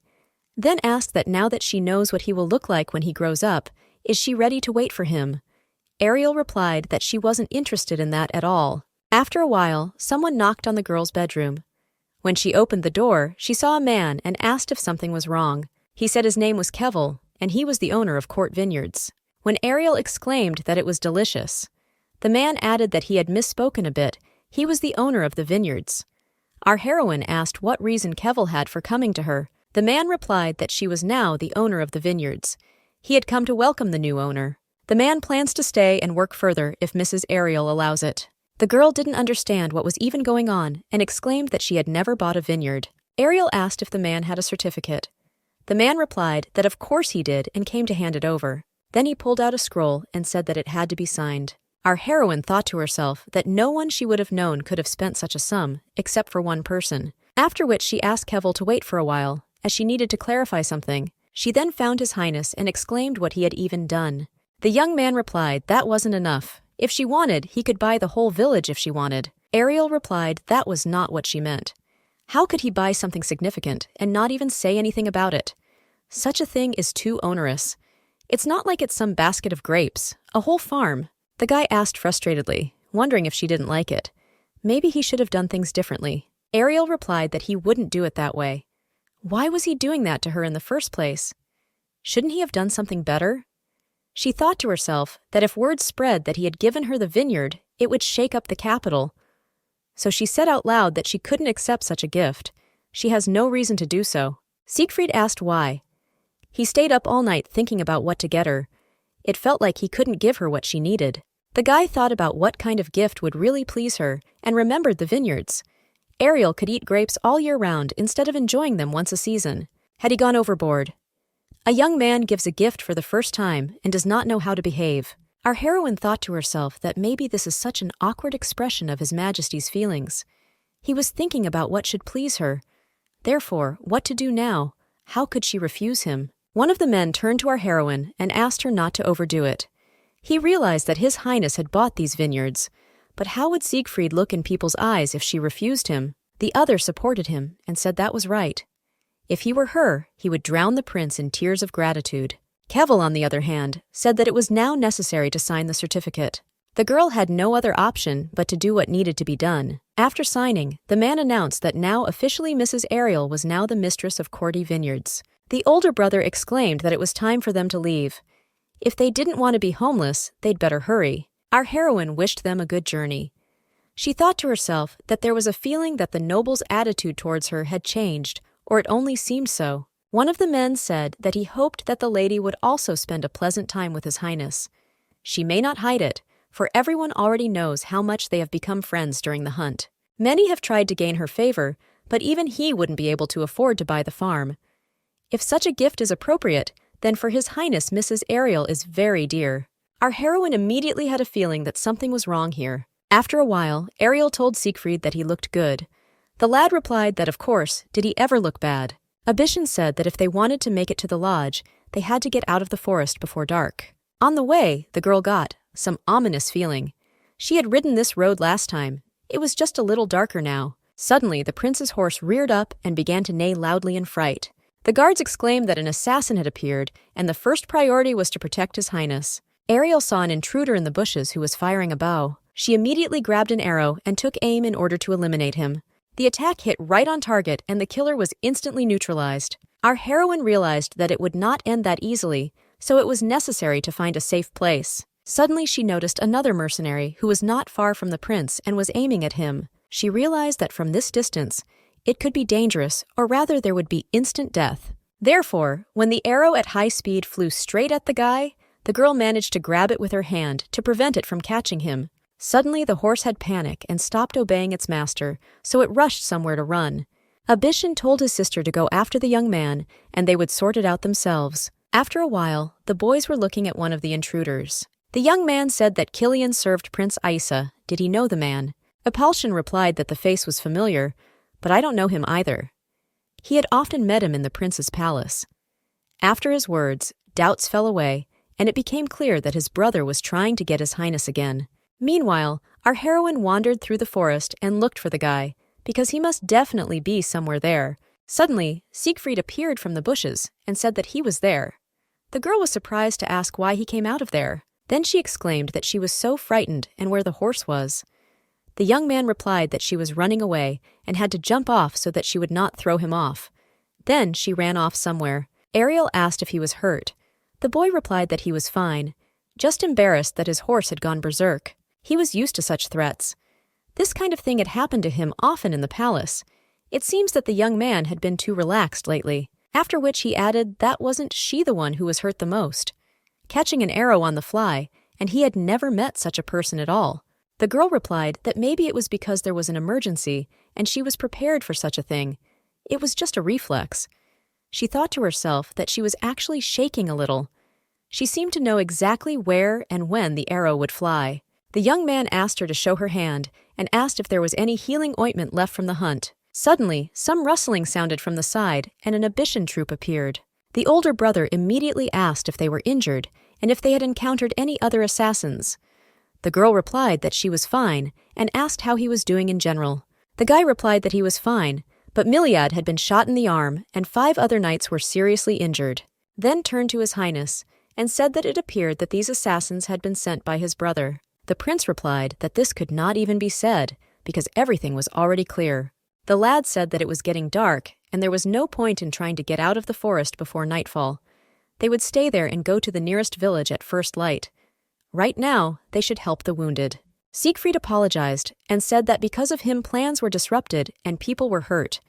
He will make up for all the damage.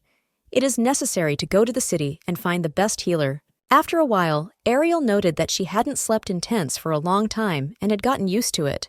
Looking outside, she saw a young man who just sat and looked at the flames of the fire. Our heroine noted to herself that just one look at him made her heart clench. Then she asked what His Highness was doing outside. The young man replied that he just couldn't sleep, so he was sitting up. Ariel said she couldn't sleep either, then asked if everything was okay. She thought the prince was suffering alone. The guy replied that the girl got it all wrong and he was perfectly fine. After that, he asked that he had suffered so often. Our heroine replied that yes, but she likes it when he behaves according to his age. Let him do that more often. The young man asked if it was so that everyone would have a reason to laugh at him or what. Ariel replied that she was being completely sincere. The young man said that perhaps his brother would not rest, even if the prince returned to the palace. Aisa will keep trying to kill him, and the people who are around him will be in danger. He can't react so emotionally every time. He's still lucky since no one is seriously hurt. They should focus on building up a stronger force that can fight back against the enemy. Ariel ruffled his hair and exclaimed that he was already so mature. The boy got angry and yelled at her not to treat him like a child. Our heroine thought to herself that she was glad he said that, because she was already starting to worry. Then she added that it was time for him to go to bed. In order to become her ideal, he needs to be at least 190 centimeters. Arriving at the nearest village, they found a place to stay for the night. The wounded received medical attention. The plan was to stop there for 24 hours and then continue the journey, but from the fact that some of them needed treatment, the guys decided to stay longer. The young man noted that he had already rented rooms for a few days, and what to do now. Ariel replied that they would have to figure it out. The young man asked if she knew that there were many attractions in the area. You can just walk to the sea, and there are also puppet shows in the evenings. The girl replied that she knew so. He had really enjoyed the performance at the last festival. Siegfried said that he hadn't been able to see it all the way through then. When Ariel asked why, the guy blushed and said that there were several reasons. After which he immediately started saying that it was necessary to take a walk to the sea. Walking along the beach, our heroine noted that the water was very clean and beautiful. The young man noted that the water was very bright blue and suddenly asked how much the beach cost.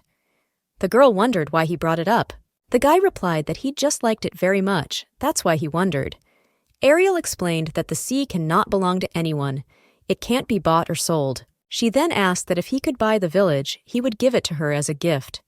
Without hesitation, the prince replied that he would. Our heroine replied that there was no need, for she had enough of his heart. The guy replied that you can't see it, so he should give her something tangible. Ariel replied that there is no need to buy a whole village. She knows he is rich, and that is already wonderful. Siegfried parried that he doesn't want to be just wonderful. Our heroine exclaimed that it seems that the performance is about to begin, so it is necessary to hurry, because it is interesting. You also need to have time to get good seats. After a short period of time, the guys were already enjoying the viewing. Suddenly, the young man got up, and the girl asked where he was going. The prince replied that he had some business to attend to. This seemed suspicious to Ariel, because he did not say where and why he was going, if he was hiding something from her. When the show was over, Siegfried had not returned. The girl was angry that he was a liar. The young man said that he wanted to see the performance, but he disappeared somewhere. Then she thought she should calm down. He could have just gone to the toilet and gotten lost, because he had never been to this village before. But there was no denying the possibility that Aisa had sent someone up again. After all, this had happened many times before. While she was thinking about waiting a little longer, and if she didn't come back, she would go looking for him. His voice came from behind and called her name. Our heroine immediately called out where he had been all this time. His Highness replied that he had business to attend to and asked her to step back with him for a moment. Ariel was angry that why he said he wanted to watch a performance and didn't even go back to where the guy was in the first place. The young man took her hand and said he needed to show her something, after which he handed her a small beautiful box. Opening it, our heroine saw an unreal beauty necklace. Then the girl asked what this jewelry was, if this was the reason for its absence. The young man replied that she said that the sea cannot belong to anyone. Siegfried wanted to give her something tangible. Because of his feelings, he bought a lot of things, but she said that his gifts were burdensome. So to prove his feelings, he thought it would be more appropriate to choose carefully, after which he asked if she would accept such a gift. Our heroine noted that it was a necklace with rubies under the color of her eyes. The young man thought of her when he chose it. Previously, His Highness would have bought up all the jewelry in a row, but such a gift would be burdensome for her. So he chose the most suitable piece of jewelry. It means a lot, and apparently, the young man strongly wishes for her to accept it. Very soon, Siegfried will go to war and will return only in a couple of years. The girl has already thought about it and decided to restrain her feelings, but when he behaves like this, it is very difficult to resist. So our heroine thanked him and said that she would keep him. Walking down the corridor, Ariel noted that he didn't manage to see the show through to the end this time either. The guy replied that yes, because he didn't think it would happen like that. The girl suggested that next time they should watch it together. Suddenly, one of the servants began to run in their direction and shouted that there was trouble. The vineyards had suddenly caught fire. All the farmers in their family died. 4 days later, they took the wounded soldiers and returned to Elifrit's manor. After the fire, the atmosphere was depressing. Obviously, this was not an accident, but a warning to the Elifrit's family. The girl exclaimed that it was Ace's doing in any case, but why would he do such a thing? The lad replied that he needed no reason. Most likely, he had heard rumors that the prince had bought the farm. Our heroine objected that he had handed it over to her. He didn't own the vineyard. That only made matters worse. Not only did he want to intimidate Siegfried, but now he's sending a message to the Elifrit's family for supporting the prince. Ariel then turned to the servant and said she would like to arrange the funeral. She then asked if the bodies had been delivered. The man replied that, unfortunately, the fire had destroyed almost everything. The villagers wanted a quiet send-off. Ariel asked His Highness not to blame himself. This is the result of the tyranny of Asa, who does not spare even the common people. The young man replied that he knew, but it was his fault. Even his brother couldn't expect things to go this far. It's just awful. Everything has turned out in such a way that now there is only luck left to count on, but he will protect the lives of those who are still alive. Asa could get to the inhabitants of the manor, so it was necessary to tighten the guard and stay alert. Ariel noted to herself that this is the future emperor. Even in such a situation, he does not allow himself to be knocked out and continues to act. Siegfried seems calmer now, and that's even a good thing. But the difficulties are just beginning. He needs to learn to be less susceptible. Abyssian reported that the fee for their estate had recently been raised by imperial decree. It was said that others would face the same, but there was only one reason why the Elifrits were the first. Our heroine noted to herself that they wanted to press them for supporting Siegfried. Why not just claim to have no connection to the crown prince? The older brother said he didn't think there was anything else to add in such a situation. Their family had always remained neutral. The girl asked in surprise what Abyssian meant by that. The young man replied that he knew that His Highness had feelings for Ariel, but now anything that would tie them to him would only complicate the situation. Even for the crown prince himself. The young man replied that he understood everything and would go to the Eastern Front. Our heroine noted to herself that Siegfried probably wants to build up his power. He will go to the battlefield in order to become stronger for the protection of loved ones and for her. The guy said that he would write to His Majesty right away, and he would definitely give permission, considering he never cared about him at all when he was in the palace, then looked at Ariel and asked her not to look at him like that. That he would go to war was a long ago decided matter. Even though he was predestined to go to the Eastern Front, there was still hope in her that the prince wasn't just doing this because of her. Let him come back an even stronger man. Just so it was decided that the young man would go to the front. Now the moment of farewell is very near indeed. Deep in the night, Ariel slew her younger brother, who was trying to sneak out of the manor. She screamed, "That is, he really going to play in such a situation? What time is it even?" Abyssian, on the other hand, said he would cut his pocket money. Miliad replied that he did, but that sometimes he shows favor. She then noticed a box in the young man's hands, and asked what it was that he kept there. The lad explained that he had taken it from a man who had come to them from the south. The girl objected that even if he didn't have any money, there was no need to take it. Whereupon she asked what was inside. The brother replied that he didn't know because they had just given it to him.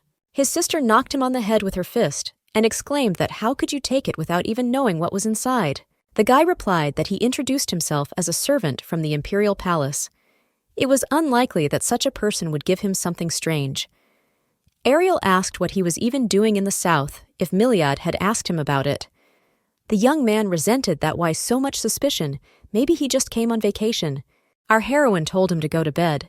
The Abyssinian might do something terrible to him if he saw him now. After which she thought that, after all, a servant from the imperial palace in such a place is very strange. A while later, she ran into His Highness in the corridor and asked what he was doing there at this hour. She invited him to come into the room, but the young man hesitated for some reason and continued to stand under the door, so she asked why he wasn't coming in. The boy replied that if he went into her bedroom so late, what might others think? He lives a complete stranger for the time being. The young man saw her through the window and thought that maybe something was bothering her. The girl replied that she couldn't sleep and was thinking about how much work there was now in the vineyards. Then she realized that she had said something wrong and thought it was necessary to change the subject. When the boy crossed the threshold, Ariel exclaimed that he was about to enter. Siegfried replied that from that moment on he would cease to be an intruder. Our heroine exclaimed that in order to take the next step in their relationship, shouldn't they wait until he was older? His Highness looked at her carefully and said that apparently she was looking forward to it too. Even in the illusion of the sirens, Ariel saw him and he saw her. He is really looking forward to that image from the illusions where she is waiting for him. The girl replied that it was good, but it was necessary to wait at least a little while. Let him not worry, the girl will definitely not wait for him. Siegfried said that when they meet again, he will give her something more expensive and beautiful and never let it burn. He would not allow any more innocent victims. Our heroine replied that they would yet restore the grandeur of the vineyards of court. When His Highness left for the east, she would wait for him and watch over the farm. A thought occurred to her. This is a work she is reborn in the romance genre. Along with the protagonist, the main female character must appear. In her flashbacks, the heroine falls in love with Siegfried. But when he returns after 5 years, he says that he no longer loves her. The girl really hoped that this would never happen. The boy warned her not to look at other men while he was away, especially men like Manuel. Suddenly, they heard some noise and didn't realize what was going on. It felt like the whole manor was shaking. The boys immediately ran out into the hallway to see what had even happened. There they saw a huge otherworldly creature that was spewing flames. The younger brother shouted that there was trouble. Inside the box was a stone that summoned monsters. Siegfried shouted for someone to tell Abyssion as soon as possible that a monster had shown up here and they needed help immediately. There was no time as the building could collapse at any moment. Miliad volunteered to do this and immediately went in search of the older man. The young man then asked Ariel if she had any weapons in her room. The girl replied that yes, and she always keeps it there. Our heroine would be back soon and let him try to stand his ground. His Highness understood that in order to gain time, he needed some kind of protection. The boy grabbed a stick so that the monster could not bite him and thought about the fact that it was necessary to somehow hold out until Ariel returned. If there was nothing to fight the enemy with, one had to twist and turn. He was approached by a dazed maid who barely mumbled to be rescued. Siegfried resented why she was even standing there, let her run away. If she stayed where she was, she would die. Meanwhile, the monster began to beat its tail on the ground, trying to hit them. Suddenly, Ariel appeared with a huge sword, who immediately made a stab at the monster's throat. After that, the girl turned to Siegfried and asked if His Highness was all right. She then threw another sword towards the young man so that he could defend himself. Wasting no time, the young man also began to strike at the otherworldly creature. Abyssion ran into the room and asked if everything was all right. The boy replied that everything was fine. It was now necessary to get rid of the monster. It can't be allowed to do any more damage to the manor. The older brother immediately shouted for the knights to entangle the creature with chains to prevent it from moving. A moment later, the order was carried out, and the men tried their best to hold him down. The young man immediately jumped on the monster's head and made a strike. With a common effort, the guys managed to defeat this otherworldly creature. When it was over, the lad asked the reason why this monster suddenly appeared in the middle of the manor. The Abyssinian replied that Miliad had a stone that summoned monsters. He had gotten it from a servant in the imperial palace. Siegfried replied that there was no way such a stone could have fallen into someone's hands by accident. Clearly, Isa was trying to get his hands on it. He wanted to wait for the emperor's permission to go to war, but it didn't seem to work that way. If the young man didn't leave now, everyone around him would die. Suddenly, the creature began to come to its senses and appeared near our heroine. After that, it rushed to attack the girl and piled on her with all its huge body. The boys immediately rushed to look for the girl, but for some reason she did not respond. The older brother shouted for the knights to immediately pull the monster up, After a moment, Ariel's faint voice was heard saying that she was up there. Abishan immediately began to ask if she was hurt. Our heroine replied that except for the fact that she was barely on her feet, she was fine. The young man exclaimed that she was covered in blood, whether she was definitely all right. The girl replied that as soon as the monster attacked, she pierced its mouth with her blade. It was the monster's blood. It came down on her and immobilized her. The older brother stated that meant it was too early to call a priest. Ariel replied that everything was fine, so there was no need to worry so much. It was a good thing she had her blade with her. She then noticed that His Highness was standing off to the side and covering his face with his hands. When she got closer, she saw that his eyes were full of tears. Ariel exclaimed why he was crying. Maybe it was from surprise. It was good, though. She didn't have a scratch on her, and it wasn't her blood. Siegfried said she talked about dealing with whatever lies ahead. He can't let that happen, which means they can't be together. He realized that he could lose her because of his own stupidity. People are cruel, regardless of their intentions. The guy doesn't think he can bear to see her get hurt. Wherever he appears, all that is left is blood and ashes. The young man can no longer just watch and do nothing. He feels very sorry. Siegfried feels so useless and helpless. The boy likes her even though he has nothing. He doesn't want her to live like this. The boy can only go far away.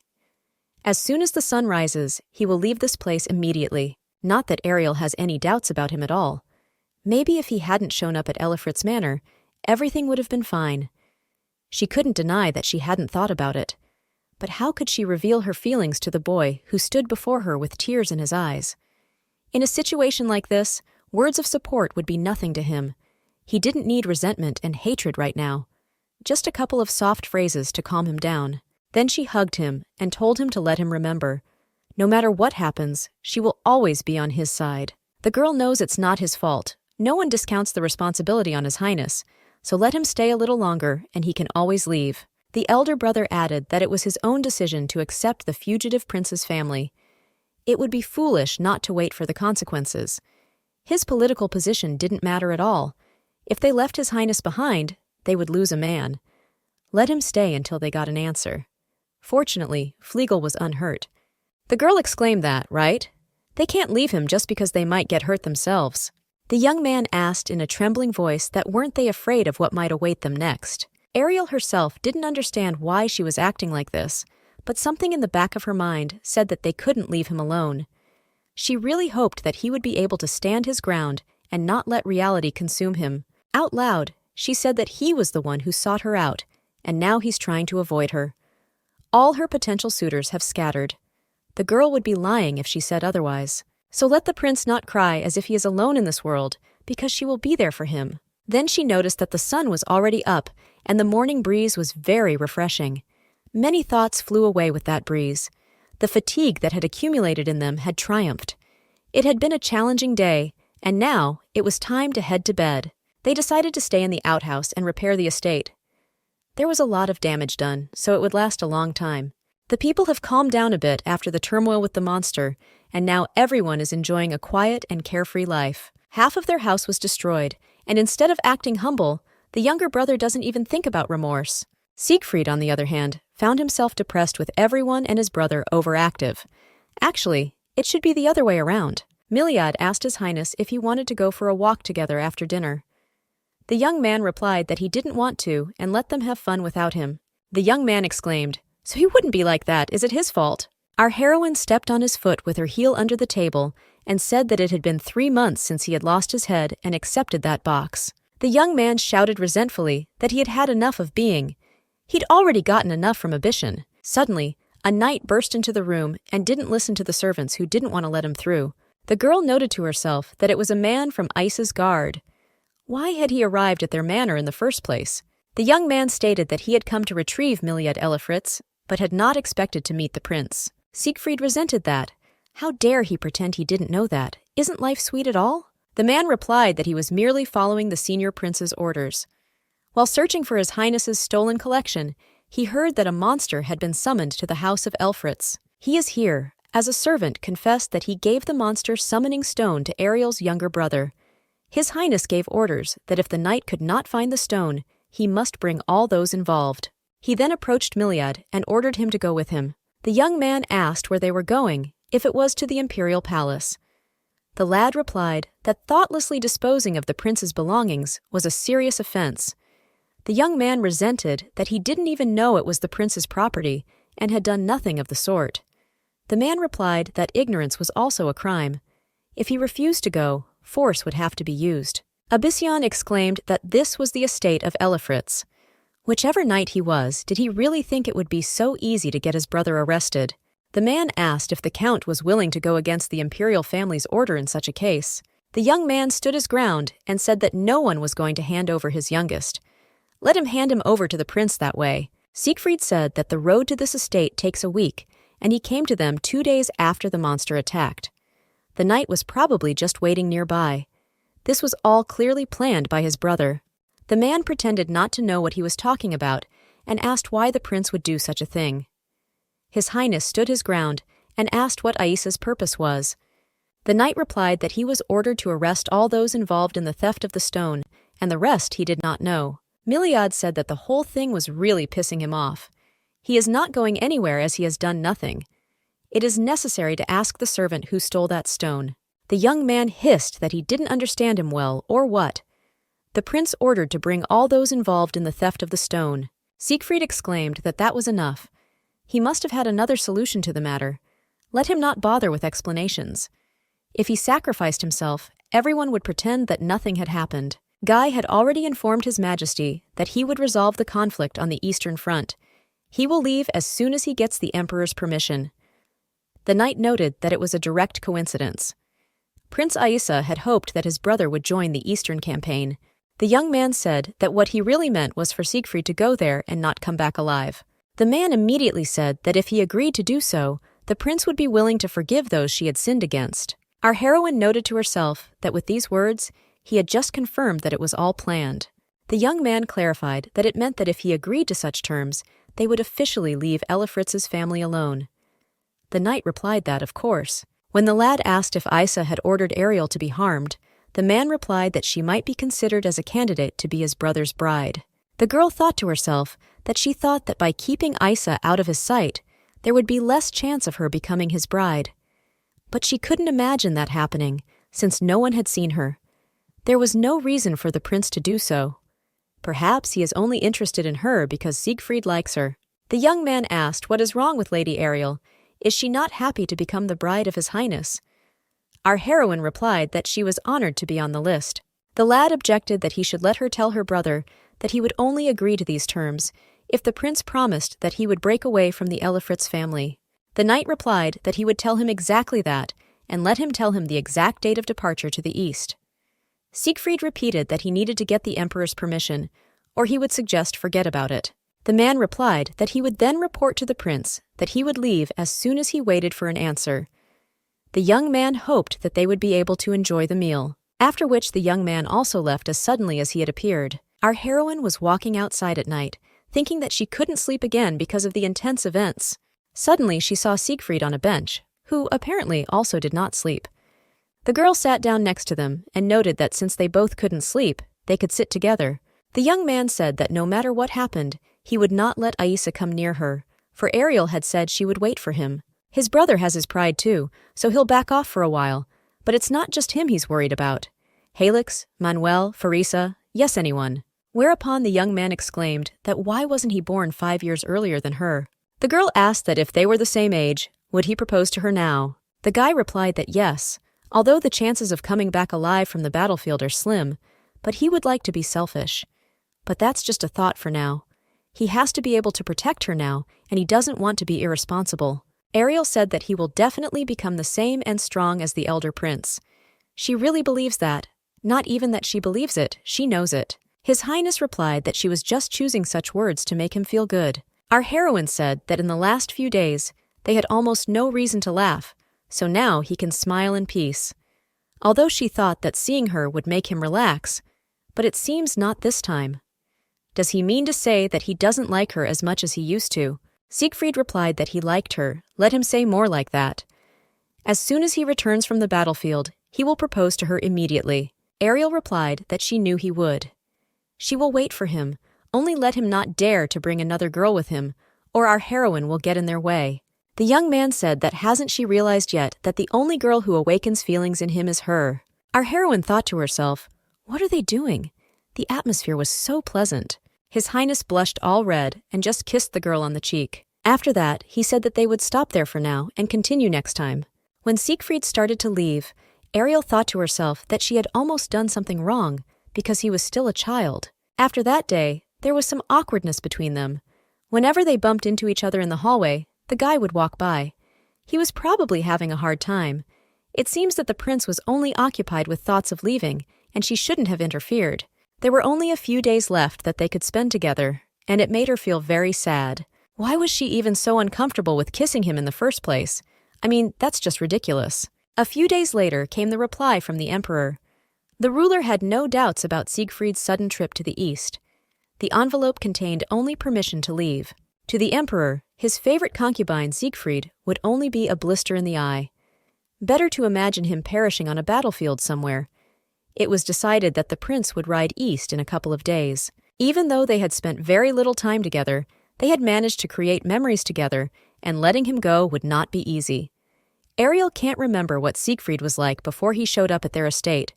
This indicates that meeting him was much more pleasant than she realized. Sometime later, the day of His Highness's departure came. The girl would not see him for at least a few years. Drinking tea, our heroine turned to him and wished him a good journey. She thought to herself that why she feels like a wife who sends her husband to war. Does Siegfried's influence affect her so much? Meanwhile, the ward reported that Count Blanchet had arrived to see the prince. The young man immediately said that they had not seen Vanessa for a long time. The lad replied that he was glad to see him, and it was good that he was well. The lad replied that it seemed that the rumors that he had been poisoned still lingered. The young man replied that they hadn't, but they already knew about his involvement in the monster hunt. The man then added that they had heard rumors about His Highness and this person. Ariel thought to herself that she might not know about it, so she will sit tight. This is about their relationship. No matter how cute she is, the age difference is big. Even if Siegfried doesn't care, the others might not accept such a thing. His Highness, on the other hand, replied that it is true, and when he returns, she will be his lover. Our heroine immediately jumped up and started to get indignant. The guy asked her what kind of reaction she was having. She said she would wait. The girl replied that she was too embarrassed to declare it so openly. She had never said that she would definitely accept his proposal. The young man replied that it was all just words, and now she would not be able to leave him. When she had to live Ariel's life, she had a clear understanding that she would not become the prince's bride, and would not interfere in the struggle for the throne. So she pushed Siegfried away, but he did not yell at her. He was just embarrassed. She had other intentions. She didn't want to be dragged into a power struggle and wait for a young man for 5 years without any promises, so she tried to draw a line between them, but in the end, she would still wait for him. So she said he should write her letters since he deprived her of the opportunity to marry at such a fine age. The young man replied that of course he need not bother. He said that he did not wish to be irresponsible, after which he added that it was time for him to go and have a happy stay. The young man would be sure to write to Ariel. The girl told him not to forget to eat, don't get sick and stay strong. She believes that the prince will be able to handle everything. The young man replied that okay, no need to act like a child. Our heroine was sad, but she knew it would end with this, and now she regrets that she wasn't kind enough to him. But she let him go with a little excitement about the future and anticipation of what a fine young man Siegfried might return to be. After Siegfried's departure, time flew by. They spent several months restoring the estate, and eventually it was restored to its original appearance. She was not with the prince for very long, but as time went on, his absence was felt more and more strongly. Our heroine focused on rebuilding the burned-out farm. Occasionally there were small incidents with Myliad, but they lived quite peacefully. Since then, exactly 1 year had passed, and the news that the prince had won his first victory on the Eastern Front spread very quickly, followed by other reports of his new successes. 5 years later, summer came again. Her younger brother came into her room and told her that she had received a letter. Our heroine turned and asked if it came from His Highness. The young man waved his hands and replied that he couldn't know that, although the prince is the only one who has been writing to her all this time. The girl replied that if he hadn't spoken so nicely, she would have hit him by now. In fact, Ariel didn't think that Siegfried would write her letters all these 5 years. Each time he sent her an unusual piece of jewelry. This time, along with the news of another victory, she learned that the guy was a little injured, and it also said something that His Highness was coming back soon. Usually the empire was always peaceful, but there were often conflicts on the border or beyond. The young man had been dealing with them for 5 years and was finally able to bring the Eastern Kingdom, which had been causing trouble for the entire empire for years, to its knees. Judging from the rumors, the prince's status had changed significantly. Previously, only the blood of the first emperor was seen in him, as well as a noble. After the death of the empress, the young man constantly lived under the control of the palace, but now the situation had changed dramatically. The prince was winning every war. The aristocrats who had only watched the imperial family before began to come over to his side. Of course, his support was limited to places where Ai's eyes and ears couldn't reach. In the south, the situation was no different. The nobles discussed Siegfried at every opportunity. When she could hear talk of him being worthy of the throne, she could only happily agree. His Highness was clearly doing quite well. Ariel glanced over to her older brother and cheerfully informed him that the kingdom had admitted defeat and the prince was going back. The young man stated that she must have gotten a letter from him. It's amazing that the girl learns the news before the emperor himself.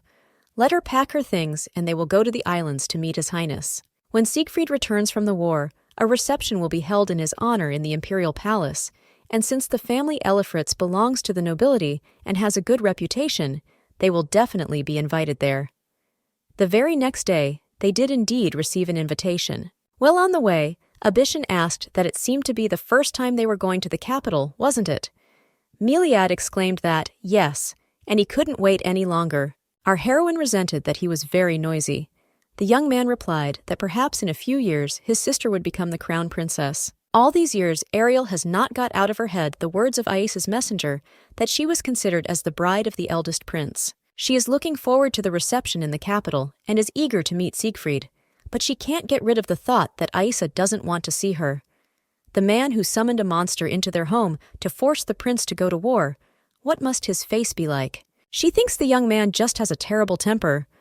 The girl heard a story about how he stepped on the wrist of the girl he loved and broke it. She was not there, and our heroine only heard about it.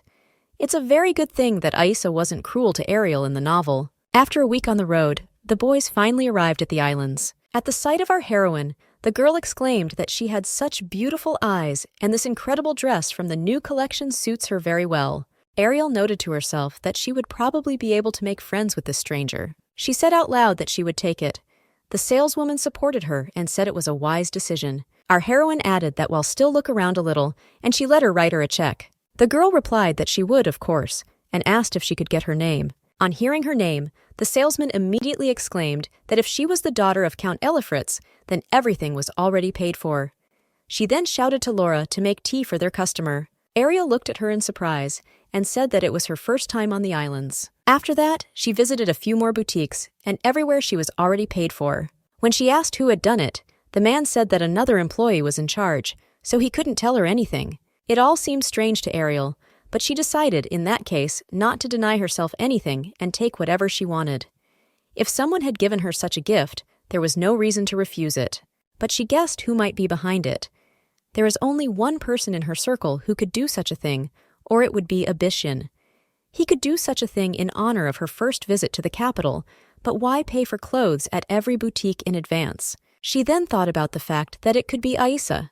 After which she immediately decided to put those horrible thoughts away from her mind. Ariel continued to wonder who this person was already. Probably it was Siegfried, because he likes to boast about his fortune. After a while, our heroine thought to herself that she was shopping in the capital for the first time, and whether she had overdone it by accident. But she had been told to take only the best outfits, so what could she do? Behind her came the voice of her younger brother, who saw all those suitcases and asked if she was going to emigrate. The girl asked where he himself had been missing. The young man replied that, of course, in the casino. Let only not tell his brother, because he spent very little money. And our heroine replied that okay, today she is in a good mood and she will not spoil it, because she bought so many new clothes. Meliad said that everyone in the casino went crazy because of the upcoming reception, so he was there for a short time. There were some strange rumors that one of the princes would take the throne, and the nobles began to place bets. Ariel asked what was so strange about it, because Siegfried also has the right to become emperor. The boy answered that the eldest prince was guarding his place, and such rumors were not without reason. Every time news of victory came, several people would part with their lives. At this point, most of the newspapers that didn't dance to the monarch's tune were closed. They printed articles attacking the next great emperor. The nobility, who want to get their piece of power, began to show themselves because of Siegfried's actions. Will the younger prince be able to take the throne, for he is the protagonist of the story? Very strangely, Ariel cannot remember what happened to Isa. She can only remember how handsome Siegfried has become. But even 5 years ago, the young man's appearance had told her that he was destined for the throne. She had full confidence that the prince would become emperor. Her younger brother shouted that the reception would be held tomorrow, so it was necessary to go to bed. She would finally see her future husband. Didn't she need to look rested? The girl told him to be quiet. After all, she would go to bed earlier if she wanted to. Ariel thought to herself that she needed to choose the most beautiful dress. The thought of meeting him makes her heart beat faster. She wants to see him soon, because he must have grown a lot in all this time. It's better to call Siegfried handsome now, not cute. When they meet, there should be a lot of praise for the prince. His cheeks will burn from embarrassment, and it is a beautiful sight. The next day, the brothers informed our heroine that they were already late, so it was time to go. The girl appeared in a gorgeous pink dress and exclaimed that she was already ready. Junior grudgingly exclaimed for her to get a move on as they had been waiting for her for 3 hours. Abishan, on the other hand, said she looked just fine. Ariel thanked him and added that today was a special day. After a while, they arrived at the door to the room where the gala would be held. The girl noted to herself that it seemed to be the biggest celebration she had ever attended. All the most powerful members of the aristocracy were gathered there, especially there were a lot of young ladies around. Ariel had heard that Isa was going to choose and officially present her bride today, so there were a lot of girls there who wanted to show their best side. Even if Siegfried will be the culprit of the celebration, the decision to choose a bride today, the elder prince wants to draw attention to himself. The younger brother immediately said that he would go drink wine. Our heroine reminded him that he should behave more modestly. The girl knew absolutely no one there, and among so many people, it was awkward for her to stand alone. Suddenly, some stranger came up to her and said it was nice to meet her. Her name is Lanesha, and she is a member of Kylo's clan. Our heroine replied that it was a pleasure to meet her too. She thought to herself that she was very beautiful. Lanesha said that her fame goes ahead of her. She always takes an active part in the annual monster hunt. Plus, she is also known in the capital because of her relationship with the youngest prince. Ariel exclaimed that this is very embarrassing, and how did such a rumor even reach the capital? She doesn't know where all this talk came from, but they aren't that close. The girl said that if it was her first time at such a reception, she should let her accompany her. Lanesha has been in this society for a long time and knows everything. Our heroine was very pleased and replied that it would be great. At first sight, the lady seemed to Ariel a good person. She was so kind, even though it was the first time they saw each other. Our heroine saw the girl in the blue dress accidentally pushed a glass of wine with her elbow, and it spilled out onto another who was standing nearby. The stranger was very upset and did not understand how she should be now. The culprit exclaimed that she was very sorry, she had not noticed it at all, and the glass had fallen by accident. The damsel shouted that she would answer for it. The dress was specially made for her to stand out in front of the prince. The man started supporting her and shouted that how dare she show such rudeness. The girl bowed and said that she was really sorry she didn't mean to. The girl replied that if she was really sorry, she should formally apologize. For example, get on her knees and sincerely apologize. The young man shouted for her to move, because isn't she afraid of the consequences of her action? Completely already lost her fear. Our heroine could not stand it and decided to intervene in this conversation. Ariel exclaimed that she saw how she put the glass under the hand of the lady. Did she really mean to set it up to cause a scandal? The girl asked who she was and why she was meddling in the wrong business. Our heroine answered that her name was Ariel Elifritz and she was watching her closely. The cheeky girl asked if she had any proof that she did it. Ariel replied that she had moved her plate to make room for her glass. Ariel saw one brownie fall to the floor. Suddenly, there was a loud voice from the host that His Highness, Prince Isa Zervan Felicita of Isaac Zervan had arrived. Our heroine noted that that couple took advantage of the situation and just cowardly ran away. After a short period of time, the prince came down the stairs to the guests. Ariel noted to herself that he was very handsome. Of all the men she had met, Isa and Siegfried were the best looking. But immediately, she began to get angry that it meant this was the man who had tried to kill Siegfried and her entire family. It pissed her the hell off, even though he was so handsome. As she thought about the fact that Aisa was supposed to be her fiancé, the young man suddenly looked at her. Ariel immediately turned away and thought of avoiding meeting him in the future. Suddenly, there was a voice that said that Siegfried, who was the culprit of the celebration, was a little late. It was necessary to show understanding. The girl thought to herself that since the young man was late, she could get out of there for now, for Aisa had too many suitors. Then turned to Lanesha and said that it was a bit noisy around, so she would go out on the balcony for a while. The girl replied that was fine and they would see each other later. Already outside, Ariel thought about the fact that she could breathe freely now.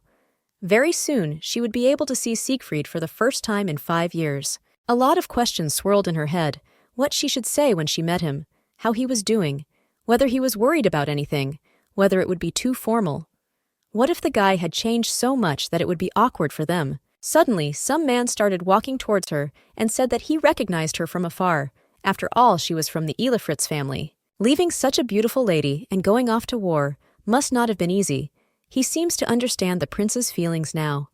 It had been 5 years, and they hadn't seen him in all that time. Ariel thought to herself that just a few moments before she met Siegfried, this guy had decided to hit on her. Despite his busyness, the prince has offered to write her letters, but the stranger doesn't know about it. Perhaps that's why he decided to try his luck. If she gives him some excuse, will this man really hold on to it? When the young man left, there were many who wanted to meet her, but she said that she would wait for the prince, since they promised it to each other, so it was necessary to get rid of the annoying guy. Suddenly, she heard someone's footsteps and saw that a young man was coming down the stairs. His Highness approached her and informed her that he had finally returned. From surprise, our heroine exclaimed who he even was. The young man asked if that was all she would say to him after 5 years of separation. The girl apologized and said that he just changed a lot during all this time. Ariel realized that Siegfried was standing in front of him, but the prince had grown so much that he was unrecognizable, but he still seemed to be the same as before. The prince was a very handsome boy 5 years ago, but she didn't realize that his body would change so much. That's why the young man looks like a beauty god who came down from heaven to earth. Whatever happened to that cute boy she once knew? Siegfried turned his attention to the guy behind him and noted that some leashes had already managed to suckle while he was gone. The stranger immediately exclaimed that there was just a misunderstanding. It seemed he had some things to do, so he had to go. He was all grown up now, and it wouldn't be easy to act his old self with him now. Ariel can't imagine teasing him or making him blush. His Highness has grown a lot. The young man said it had been 5 years since the last time they met, and he should formally greet her. The young man then got down on one knee and kissed our heroine's hand. The girl didn't understand anything. Did her heart beat so fast just because he kissed her palm? His Highness asked that hadn't she been waiting to meet him all this time. Ariel replied that she had missed him so much that she had even dreamed about him. She was glad that she was able to see him in full health. She then asked why he was here, since it was announced that he would be late. The guy answered that it was done on purpose, as he really wanted to find her first, and then everything else. In a moment, they were already going down the stairs together, and those present remarked that did they have already made a vow of fidelity to each other. Their couple looked very good from the outside. Suddenly, Aes's voice came from behind, and he exclaimed that she was Lady Ariel. He was very pleased to meet her, as he had heard a lot about the girl. Siegfried immediately covered our heroine with himself and shouted what the older brother was up to. The young man replied that does he really read that the prince could somehow harm his beloved? Does it not seem to him that this is too much? Ariel began to get angry to herself that how shameless he was.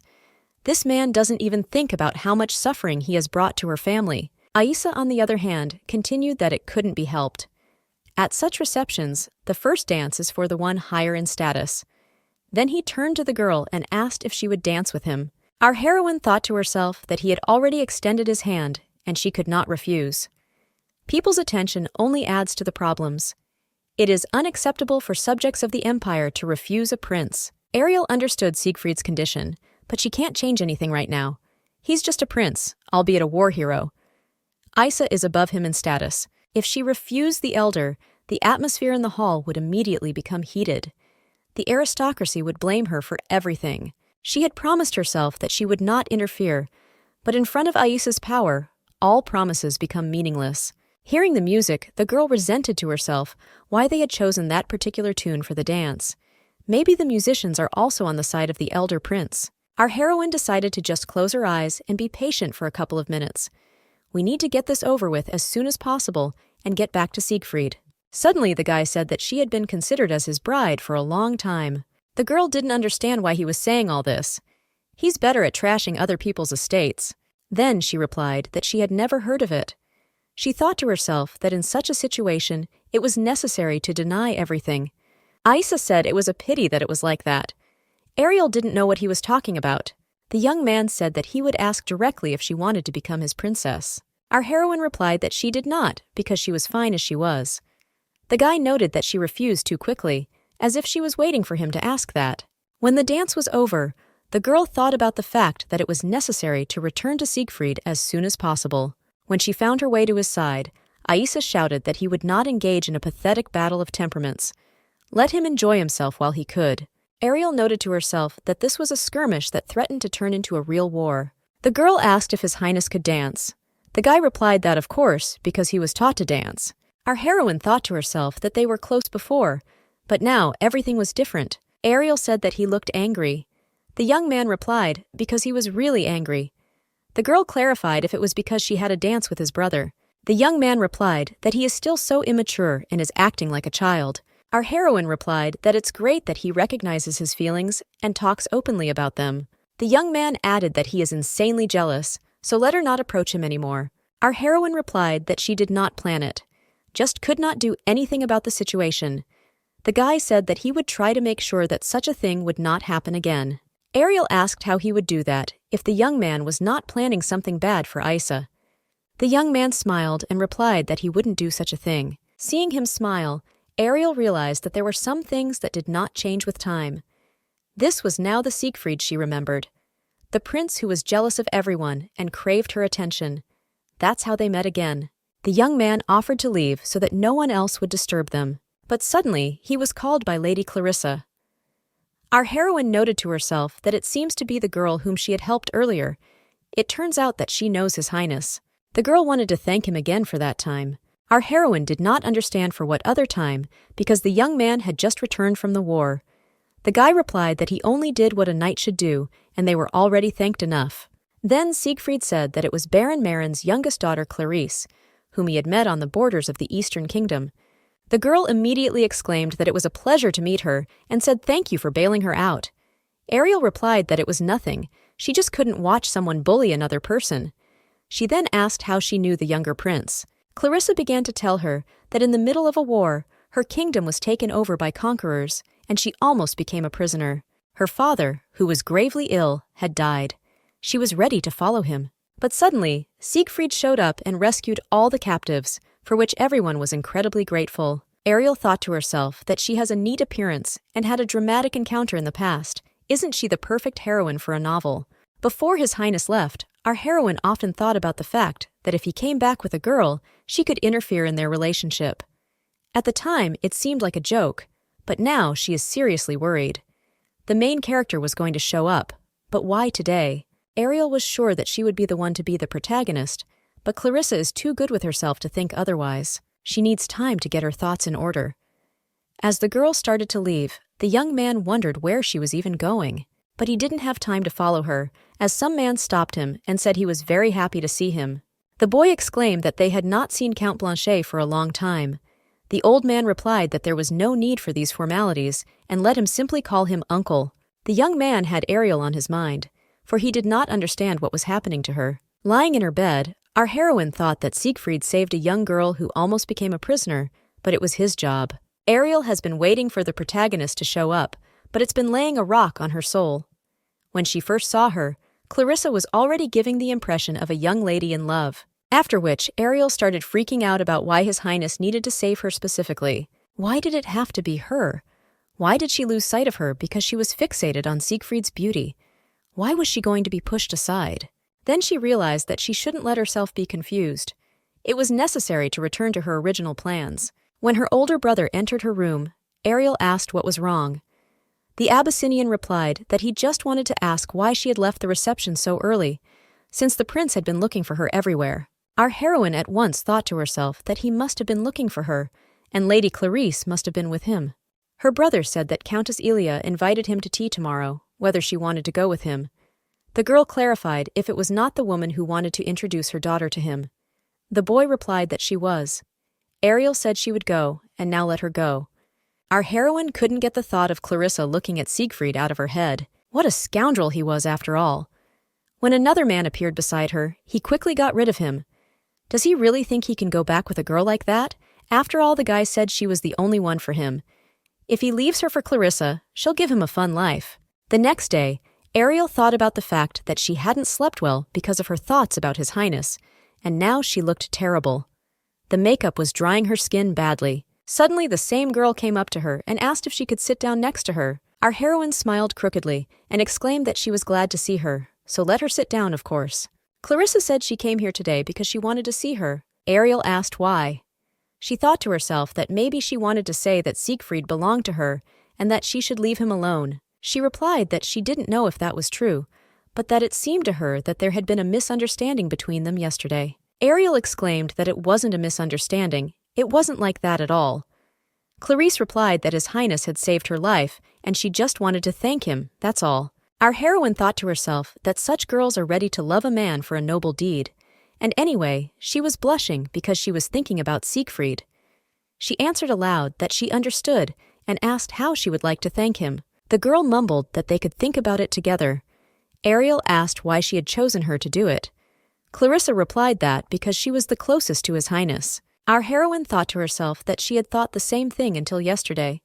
If she knew they were close, she should have looked for a groom instead of waiting. Out loud, however, she asked what she meant. Clarissa replied that she was sure she could help her, since their couple looked so beautiful. Ariel thought to herself that it was a shame that they were so well suited for each other, because it should have been her. When the girl said that she was sure Ariel would marry the prince, our heroine wondered why she was asking that. Clarissa replied that if she could get into the palace as a maid of honor, she would repay His Highness and see her every day. Ariel noted to herself that she wanted to see Siegfried every day, but why put her in the middle of it?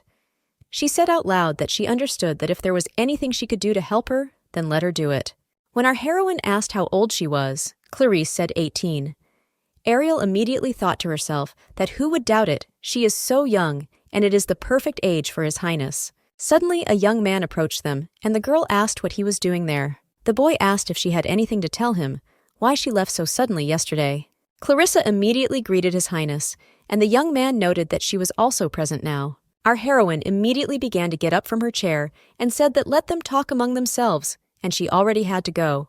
The prince was following her and asked her if she thought he was unworthy of her again. Ariel asked how she could think that about His Highness. The young man said that it was obvious that she was avoiding him, whether something was bothering her or not. Our heroine thought to herself that she didn't know how to explain it. She hadn't sorted out her feelings yet. The protagonist has shown up, and she needs to step aside, even if she doesn't want to.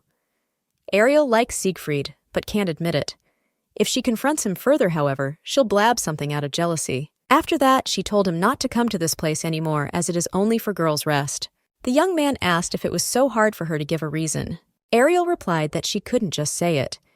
Suddenly, the young man himself asked if it was because of Lady Clarissa. Our heroine couldn't stand it and blurted out what if it was. She thought to herself that she should have denied it. The young man replied that there was absolutely nothing between him and this girl. Ariel countered that he was the only one who thought so. Lady Clarissa dreams of going to the palace. The young man replied that he had already turned her down. The girl exclaimed that he had already refused her, so what would happen to her now?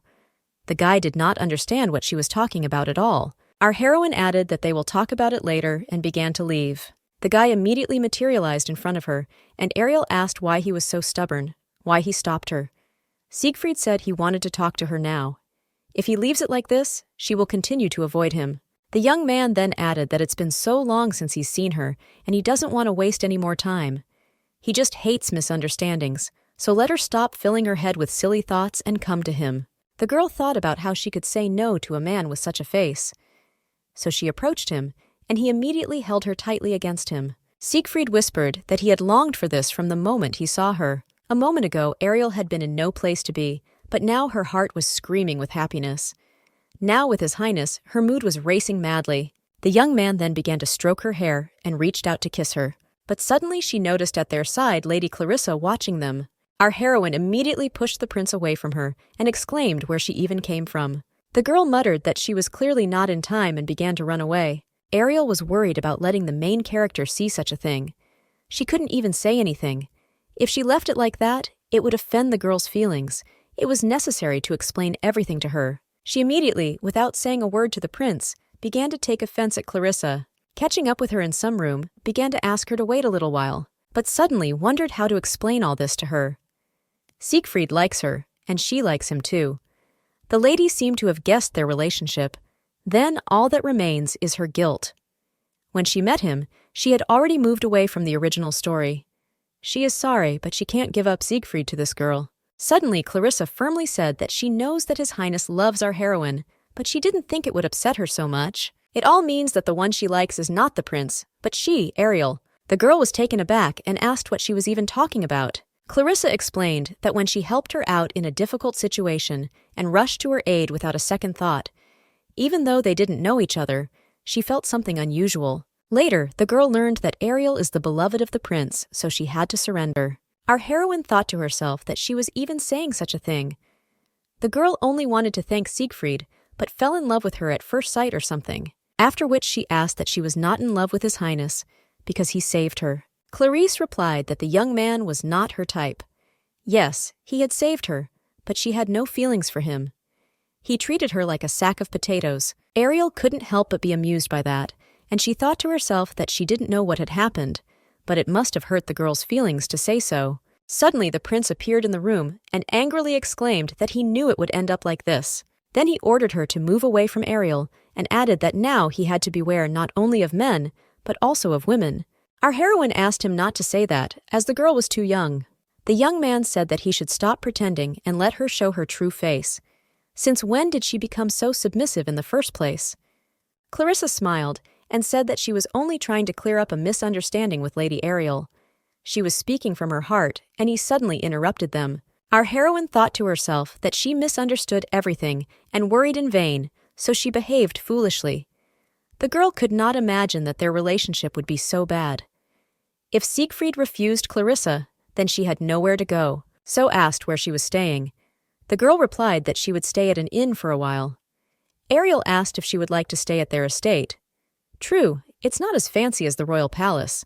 The girl immediately grabbed her hands and exclaimed that she would appreciate it. The young man objected that no way.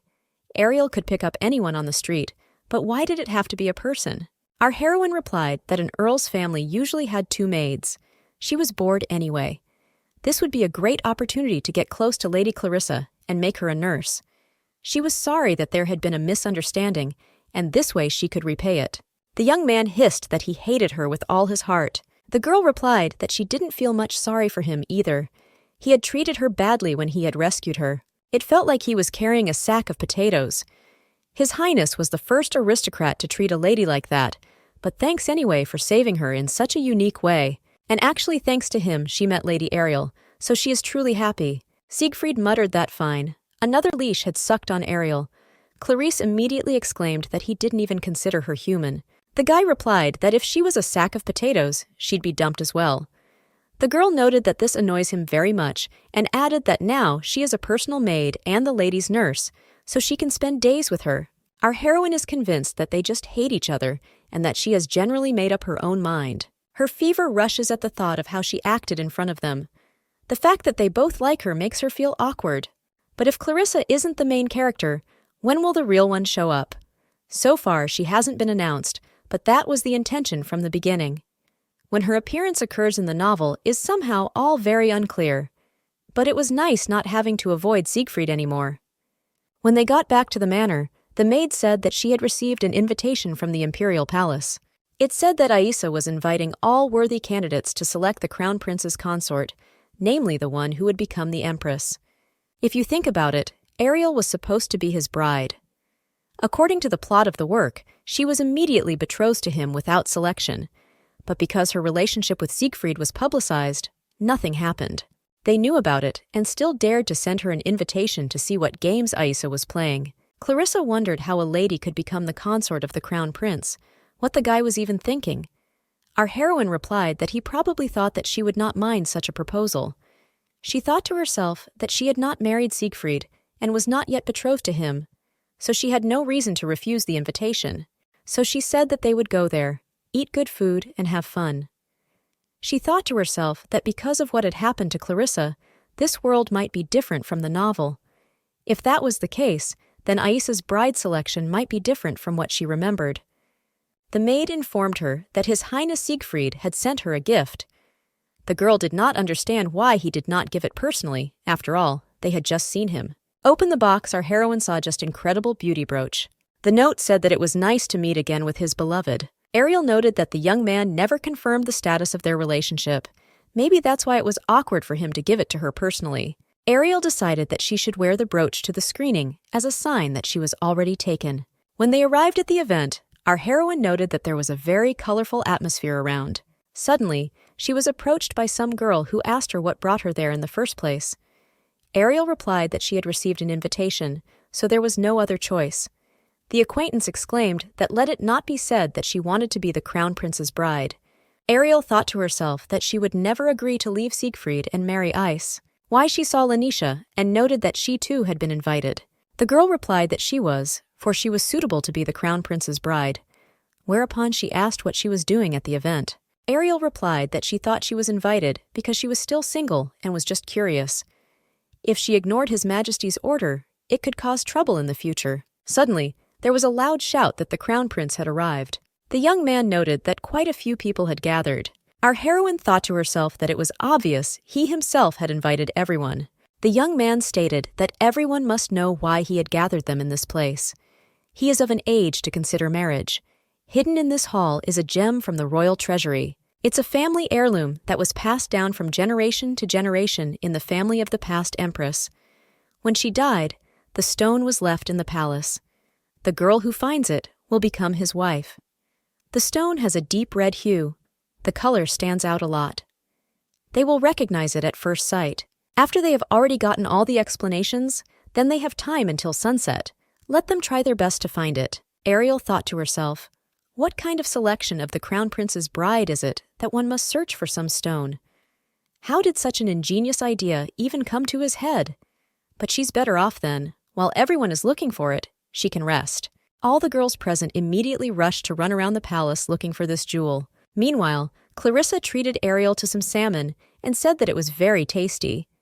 After tasting it, the girl noted that, indeed, the royal cuisine is simply beautiful. Suddenly, our heroine directly felt the heavy gaze of the crown prince on herself. The maid asked, wondering if they had done something wrong.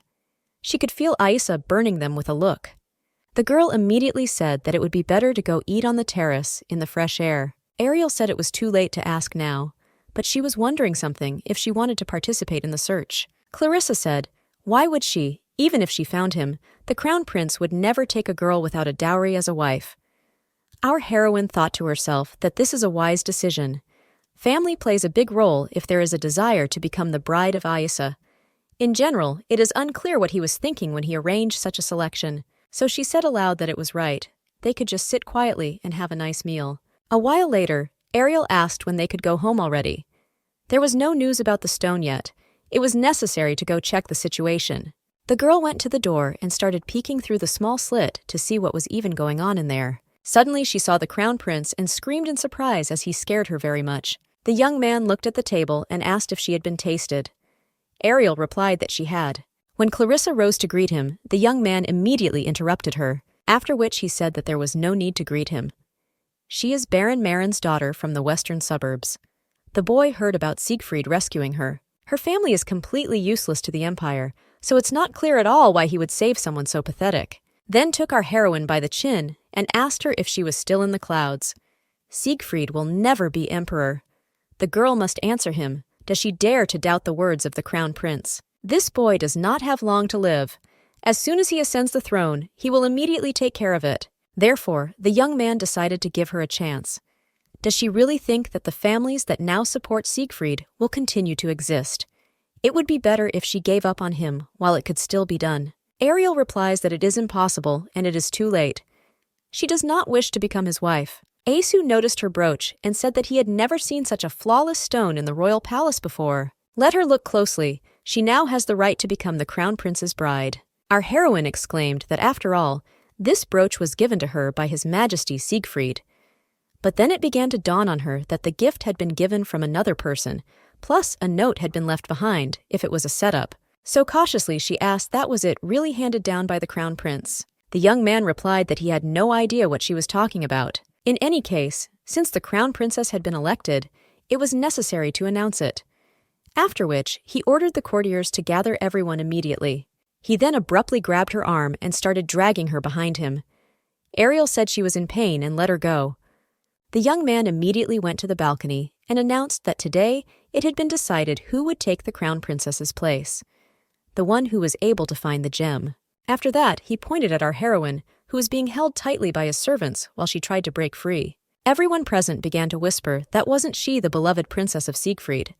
She pretended to be so innocent, but she chose the crown prince as her consort. Suddenly, Siegfried appeared and shouted what was even going on. Aissa replied that Lady Ariel had been chosen to be the crown princess, and he was going to formally announce her as his bride. The girl screamed that it was a lie, and she was finding nothing to win.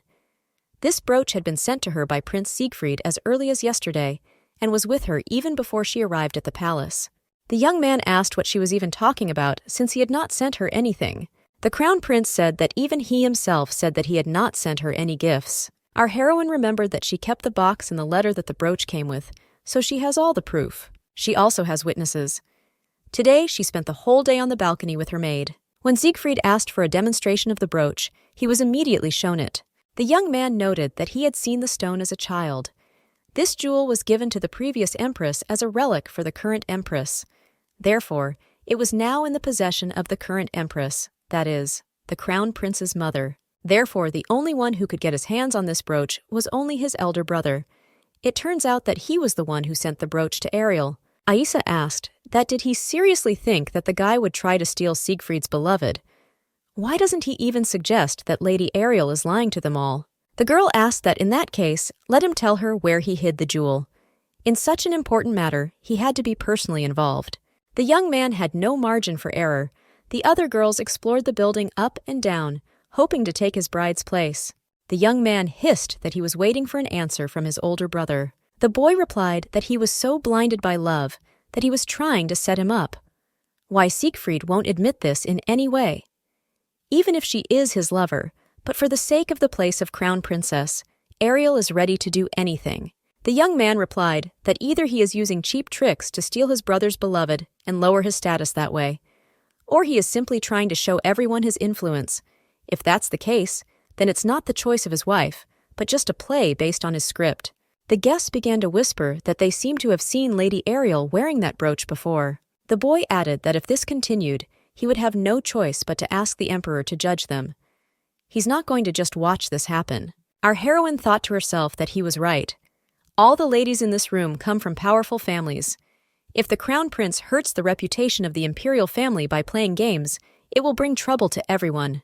The young man declared that today's selection could be considered over and let everyone disperse. It seems that no one was satisfied with the results, and he will think it over again, so he will make a decision later. Our heroine immediately ran quickly to His Majesty. The young man exclaimed why she went to the palace without telling him anything, what the girl was thinking about.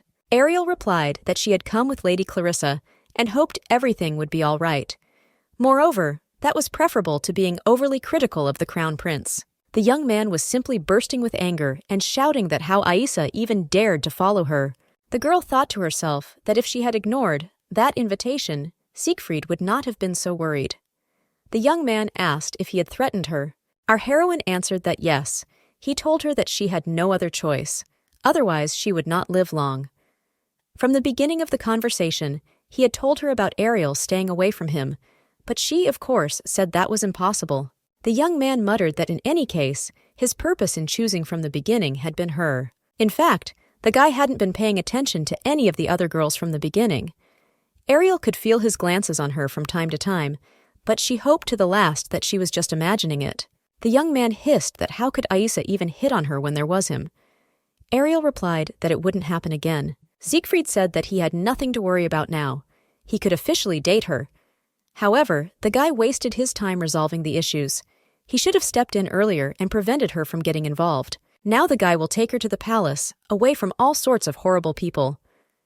Ariel asked why the palace. She felt like he had something else in mind. The young man smiled and replied that they needed to develop their relationship further anyway. Ariel was taken aback by such a statement, and she was even thrown sharply into a sweat. She then decided that she needed to push all thoughts away and start by calming down. Siegfried pulled her against him and asked if she agreed. The girl asked when they would go there. The young man answered that right away. Ariel couldn't get it out of her head that after all the events of today, he was inviting her to his place. After that, she thought about the fact that they were drawing too much attention to themselves, and wasn't that risky. As they started walking, Clarissa weaved behind them, and the young man irritatedly asked why she was following them. The girl, on the other hand, questioned where they were going at the moment. Maybe he had something to show her. When the young man opened the doors, Ariel saw a room of incredible beauty. After that, he asked if she liked it, the way he had prepared everything especially for her. As a child, our heroine dreamed of such a huge room, and now she is in a bedroom that even the Empress would envy. Then His Highness asked if he could stay with her this night. Ariel wasn't sure if he was just going to sleep next to her. Was that what Siegfried was talking about when he talked about developing a relationship? Our heroine asked him where the man who couldn't even hold hands with a girl on the street had gone. The young man replied that he did not remember such a thing, after which he stated that it means it was a rejection. Ariel thought to herself that it had only been 3 days since they had met again. The guy was rushing things too much, so she replied that she wasn't sure she should. Clarissa exclaimed that then could she stay the night too. The prince hissed that she couldn't. He had already summoned a carriage, and she would be taken home. Let her sleep there. The maiden objected that she thought she would find a place in such a large palace where she could spend the night. The lad parried that they had no guest rooms. The girl replied that in that case she had no choice but to stay in Ariel's bedroom and sleep with her. Our heroine thought to herself that since she would have to stay in the palace, the maid would not allow Siegfried to spend the night with her, so she was worried for nothing. Ariel said that in general, she needed to warn her older brother first. The young man replied that he would be here soon. He had some business to attend to, so he asked him to come. After a while, a Bishan arrived and asked His Majesty what was wrong. The young man replied that he had called him to introduce him to someone. When older brother Ariel entered the room, he saw many strangers. Siegfried explained that they were people he had met on the battlefield. They are against Isa and have decided to cooperate with him. There are also those who were close to his mother, the former empress. They each have their own goals, but these people are going to help him become emperor. The young man replied that he did not understand why exactly he was called here. Siegfried replied that his family had helped him 5 years ago. If it wasn't for him and Ariel, he wouldn't be able to stand here today, but would have wandered until his brother would have realized what he had planned. However, the boy is no longer the defenseless child he used to be. Now he has strength and power. Now he can stop him, so he asks again for help. Abyssian replied that because she once said that their family would remain neutral. The young man replied that he knows that, but the battle for the throne is still going on, so he asks to think about his decision again. The lad replied that he recognizes that he is more suited to be emperor than crown prince. However, most of the local nobles would not be involved in political matters. If he supports him now, because the Elifritz family is the most influential family in the south, the other families will also take his side and become enemies to the crown prince. Therefore, at this moment, he will not change his opinion, especially in such an unstable time. It would be better if they didn't change their views on all of this. After which, the young man bowed and said that he hoped for his understanding. Meanwhile, Clarissa asked our heroine if she was going to sleep at all. The girl answered that she would lie down soon. She herself thought about the fact that Siegfried said that she would have to see him, but he is still not there. Maybe something happened. So she went out to look for him and saw him walking at the end of the corridor. The young man came up to her and asked what she was doing there at such a late hour. The girl replied that she was looking for him, as he had not come, although he had promised. Then she exclaimed that his words that he wanted to spend the night with her were nothing. Siegfried replied that it wasn't that, and that he really wanted to. It was just that he had a huge pile of things to do, so he didn't have time. Moreover, there was nothing he could do anyway, since she had that woman by her side. Maybe it would work out next time. After saying those words, His Highness suddenly pressed her tightly against him, then whispered in her ear that he would protect her at all costs, so no need to worry, the guy would never leave her. Ariel thought to herself that maybe he has something going on that he can't tell her. She can't question him like in the old days. At that age, the young man would certainly have his own worries, but even so, she had never once worried about him so much. So she told him that she would always be there for him, so there was no need to worry about it. The next day, the servant reported that he was told that His Highness was still asleep, so what would she order to do? The girl replied that let him sleep some more, and she would go to meet her brother in the meantime. At the sight of Ariel, those present began to whisper that a carriage was leaving the courtyard and that it might be His Majesty's beloved. Clarissa asked if she thought everyone had misunderstood the situation. People start whispering every time they see them. Our heroine replied that it was fine. She didn't do anything wrong, so let them gossip. He invited her to the screening without even finding out anything, so that's how it worked out. When Ariel returned to the manor, there was an invitation to the ball waiting for her with the Emperor's seal. It said, to make up for all these events that happened during the Crown Princess selection, Aisa had organized a ball and would like to invite her, so she was waiting tonight. The younger brother exclaimed that why have banquets so often as it is very tiring. Abyssian said that a lot of time has already passed since the end of the war, so in this way they want to show that all is well in the Empire. Our heroine was terribly annoyed by all this, as she cannot refuse. He invited not only the young ladies, but also the rest of the nobles. After a while, Siegfried sent a proposal to go there together. Ariel stood there thinking about Meliad and Abyssian, saying they would come first. But where was Siegfried? Suddenly the young man appeared and told her to stay close to him, as there was no telling what might come into her older brother's mind. The girl replied that she didn't think anything could happen after yesterday. In addition, the nobles who saw her leaving the prince's palace would not be able to leave it like that. Therefore, rash actions might cause his reputation to sink. The guy replied that one shouldn't relax anyway. Even though they didn't advertise their relationship, but everyone already knew what was going on between them. Aisa would most likely be careful of his actions. No matter how much he tries to break them up on purpose, he won't succeed. The young man is not going to stay away, and he will not succeed in doing anything. Our heroine replied that in that case, they should just enjoy tonight. When they arrived at the gala event, Ariel said that she was a little hungry and offered to go out to eat. But suddenly, there was the voice of the crown prince calling his little brother by name. Our heroine thought to herself that she was trying very hard to avoid him, but she ran into him anyway. Aisa, on the other hand, stated that Siegfried had been so scared yesterday.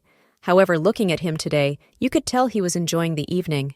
The young man replied that he was just insanely happy to be spending the evening in the company of such a lovely lady. The boy added that, especially remembering that in recent years he had only seen mountains of corpses on the battlefield. Since his brother is here, we can drink to his return. The young man replied that the celebration of his return had ended a couple days ago. Didn't anyone send him an invitation? If he had known how much the older man wanted to meet him, he would have visited much earlier.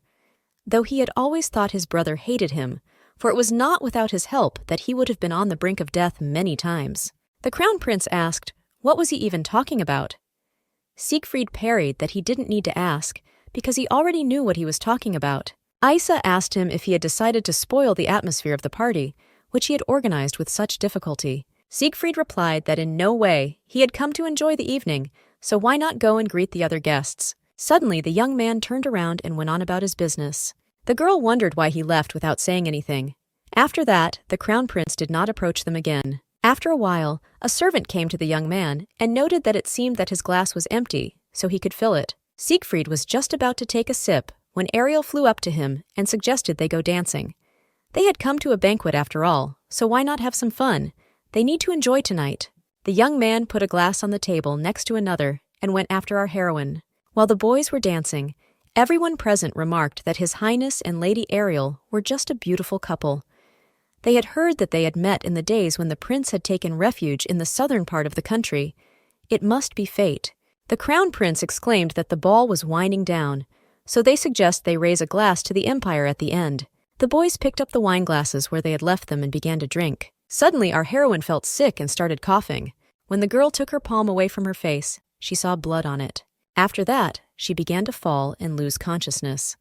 Her eyes blurred, her chest ached, and her corset was so tight that it was hard to breathe.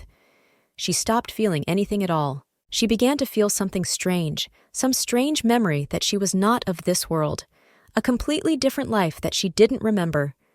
After she came into this world, she began to blend in with Ariel. Suddenly, the darkness around her began to change, and she saw the same hot summer night when their first meeting with Siegfried took place. Why on earth was the girl seeing that very moment? The girl saw herself from the outside and heard her brother talking about His Highness being attacked. But luckily only hurt. How could that even happen? Ariel was surprised, for she thought nothing had happened to Siegfried then. It was different from his that she remembered. In her memories, she went to the hospital to visit the boy and he was unconscious. Even when he regained consciousness, he still pretended not to notice her. In her memories, he was a stern and cold man and trusted few people. Suddenly there was a shout from the servants who said that His Highness had arrived. The boy was covered in blood, and Abishan exclaimed that he could not allow this to continue, so he would send a letter to the palace immediately. The young man replied that there was no need, for it would make absolutely no difference. Our heroine had heard these words so many times already, for he repeated them too often. Since then, His Highness often began to get into trouble. He had been on the verge of death many times and had quite a few injuries. But when someone worried about him, the young man always replied that nothing would change. Ariel decided that it was all definitely a dream, just the memories of someone who was present during all those events. She had witnessed all the hardships Siegfried had gone through, but there was no connection between them. They didn't even cross their eyes when they met. In the end, they never even spoke once, and the young man had to go to the Eastern Front. Because of her affection for him at the time, the girl felt guilty out of not being able to help him. While he was fighting on the battlefield, Isa showed interest in her and made her betrothed to him. There was nothing she could change at that time, as the relationship was purely for political gain, and Siegfried became a hero and returned safely from the war. Not expecting such an outcome, the crown prince decided to wed her as a matter of urgency. He just wanted to keep his younger brother on a short leash. After that, a rumor spread throughout the empire that the unhappy prince had returned from the war and decided to take the throne. Siegfried, on the other hand, wanted to confront Isa. If that was the case, then His Highness would definitely be in danger. After a while, she and the crown prince approached Siegfried, and the lad snidely asked who it was that had returned, if it was his dear brother, after which he said it was his fiancée, Lady Ariel. They must know each other since they lived in the same house. It had been quite some time, so maybe they should say hello. The young man asked what he even expected by saying that. Isa asked him not to get heated. Shouldn't he congratulate his younger brother on his successes? After that, he handed him a glass of wine and offered to drink to him, as he had been through a lot lately. Our heroine sharply pulled the glass from his hands and began to drink on her own. The crown prince immediately shouted what she was even doing. Blood rushed out of the girl's mouth sharply, and she began to gradually lose consciousness. For once, she wanted to protect Siegfried. She also wanted to tell him not to put everything on his shoulders, even if she had to meet her end, like this. There was only one explanation for the feelings she had for him. It's only because she's been through this before. Last time she was already reborn into Ariel's body and managed to die. Somehow she was resurrected again and lived this life. How did she manage to reincarnate in the first place? Our heroine looked around and did not understand why everyone did not move, as if time had stopped. She was held in her arms by a young man who was crying bitter tears. Then she realized everything. Thanks to his imperial power, Siegfried had turned back time. The girl stroked his cheek and told him that he shouldn't use his powers since she was still alive. It seems it's just poison, so she needs an antidote. He shouldn't reverse time. The young man exclaimed that since she might not recover from the antidote, Ariel replied that she should just drink less. She wouldn't leave him alone this time. His path may be thorny, but they will overcome all difficulties together, so he should not give up. For now, Siegfried is the only meaning of her life, because it was thanks to him that she was able to become herself. The present she cannot now live without him. After a while, the girl came to her senses and could not understand why it was so difficult for her to move. But then she saw the young man who was sleeping leaning on her. Meanwhile, Isa was saying that their whole plan had fallen apart as that glass was meant for Siegfried. He had never imagined that things would turn out like this. Time and time again, he constantly avoids death. The second prince was a child who was born to a barren empress, and his violet eyes were the symbol of the imperial family. He had everything that the young man desired so much. Even the current emperor doesn't have purple eyes. He also possessed a power that only the imperial family had. It was rumored to be the reason why they had strengthened their status so much. There was a ruler who controlled fire, also one who metallized lightning, and one in general had the power that raised the dead. This power seemed to have no limits. However, it began to fade with each generation, and in the midst of all these events, a prince with violet eyes was born. Contrary to people's expectations, he had nothing special, and yet his existence carried a huge threat to the crown prince. To get rid of him, Aisa subjected him to all sorts of dangers. Only after the death of the empress did Siegfried leave the palace. Many of the men he had sent to kill him died.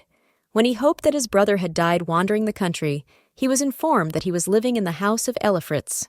Plus, he was able to gain a good reputation in the southern regions. How could this even happen? In the end, the crown prince was hoping for a war in the east, but he was able to survive there as well and come back with great achievements. He was incredibly annoyed by all of this. There was no choice but to kill him himself. He would become the sole heir. After the current emperor died, it would only be a matter of time. However, after Ariel drank a glass of poisoned wine, his plan went awry. When rumors reached him that Siegfried was interested in this woman, he thought that there was a new piece on the chessboard. The boy hoped that he could taste victory if he could marry the one he loved so much. Although the Elifritz family pretends to remain neutral, they have always protected Siegfried. Moreover, this family has a huge influence on the southern region, so he cannot quarrel with them without a good reason. The young man wanted to make Ariel an empress and thus destroy their dynasty. But the girl is not interested in him at all. Even at the banquet he arranged especially for her, she looked displeased. But as soon as Siegfried appeared, Ariel immediately smiled. It's very annoying, especially not in the young man's plans to poison her, so why exactly did she drink that wine? The subordinate reported that the lady had just regained consciousness. Count Elifritz also officially announced that he was now supporting Siegfried. A while later, Miliad and Clarissa were crying by our heroine's bedside and talking about how they even had time to think that she had died and they would never see her again. Abishian said that his sister needed to rest, so the two of them had better leave. The young man stroked her head and asked how she was feeling, if she had a fever. When Ariel replied that she was fine, the brother said that no, he wouldn't let it go that easily. Our heroine said she was fine now, but she didn't say to leave it unattended. Siegfried entered the room and said that the doctor said that all the effects would soon pass. No long-term problems were foreseen. Abishian replied that she had better not move or even leave the room at all for the time being. Then began to talk about the reason he had come in the first place. But the young man interrupted him and said that he was ready to take responsibility for what had happened and to deal with his brother personally. There are too many witnesses, so even his status won't help to quiet the whole matter so easily. The guy replied that he understands all that. He came to announce his decision. Abishian cannot miss the fact that the crown prince tried to harm his sister, so from today, the Elifritz family will support Prince Siegfried. Our heroine noted to herself that the older brother knew about their relationship with the young man, but so far has remained neutral. She straight cannot believe that he said it just now. The boy went on to say that hours before Ariel came to his senses, he had voiced his opinion in front of many nobles, so the hereditary principal had already been informed. Their family now belongs completely to His Highness. He entrusts the future of his sister and their dynasty to him. Clarissa shouted that even though they were a small family, they would still support him in every way possible. Siegfried bowed and thanked them for believing in him. He would do his best to fulfill their hopes. After some time, Ariel asked if the young man had eaten lunch at all. The boy exclaimed that she didn't think he had time to think about himself after everything that had happened. The girl objected that there was no need to skip meals, as it was bad for his health, since he had already given her his room. The guy replied that there was no need to worry, he would go and have dinner right after she fell asleep. Our heroine said that he has a lot of work to do. Is it normal for him to spend so much time on her? Ever since his return from the battlefield, they are almost always together. The young man replied that no one can reproach him since he is a prince. Therefore, let her stop worrying about little things and would rather just stroke his hair. The girl talked some more with Siegfried, and it turned out that he didn't remember using his power, so when he saw that Ariel had woken up 3 days later, he cried with relief. Perhaps she should tell him about his powers. Asa had tried to kill Siegfried, but only made enemies in the form of the Elifritz family. This time the girl managed to survive, but what happens next? She doesn't remember what happened in the novel. If she is not the one who died and Siegfried was immediately resurrected, how will it affect him? Sometime later, our heroine opened her eyes and saw His Highness, whom she immediately began to wake up. When the young man rose sharply, Ariel saw that tears were flowing down his cheeks. Our heroine asked why he was crying at all. The young man explained that he had a nightmare. The young man dreamed that she had died. He had dreamed that very day at the ball. When Ariel said that she was fine, the guy replied that he knew, but that dream was like reality. Her whole dress was covered in blood. The girl replied that she thought it was just the trauma of being nervous that day. The young man, however, continued that even in her sleep she vomited blood. Then she passed out. She was wearing the same outfit, but her hair and jewelry were different. Our heroine wondered if it was definitely a dream or if he was seeing events from a past life. His Highness apologized and said that he was probably overworked. Ariel replied that it was fine. He hadn't slept for the last 3 days, so it was better to let him go to rest. But the young man replied that he didn't want to leave her alone for long.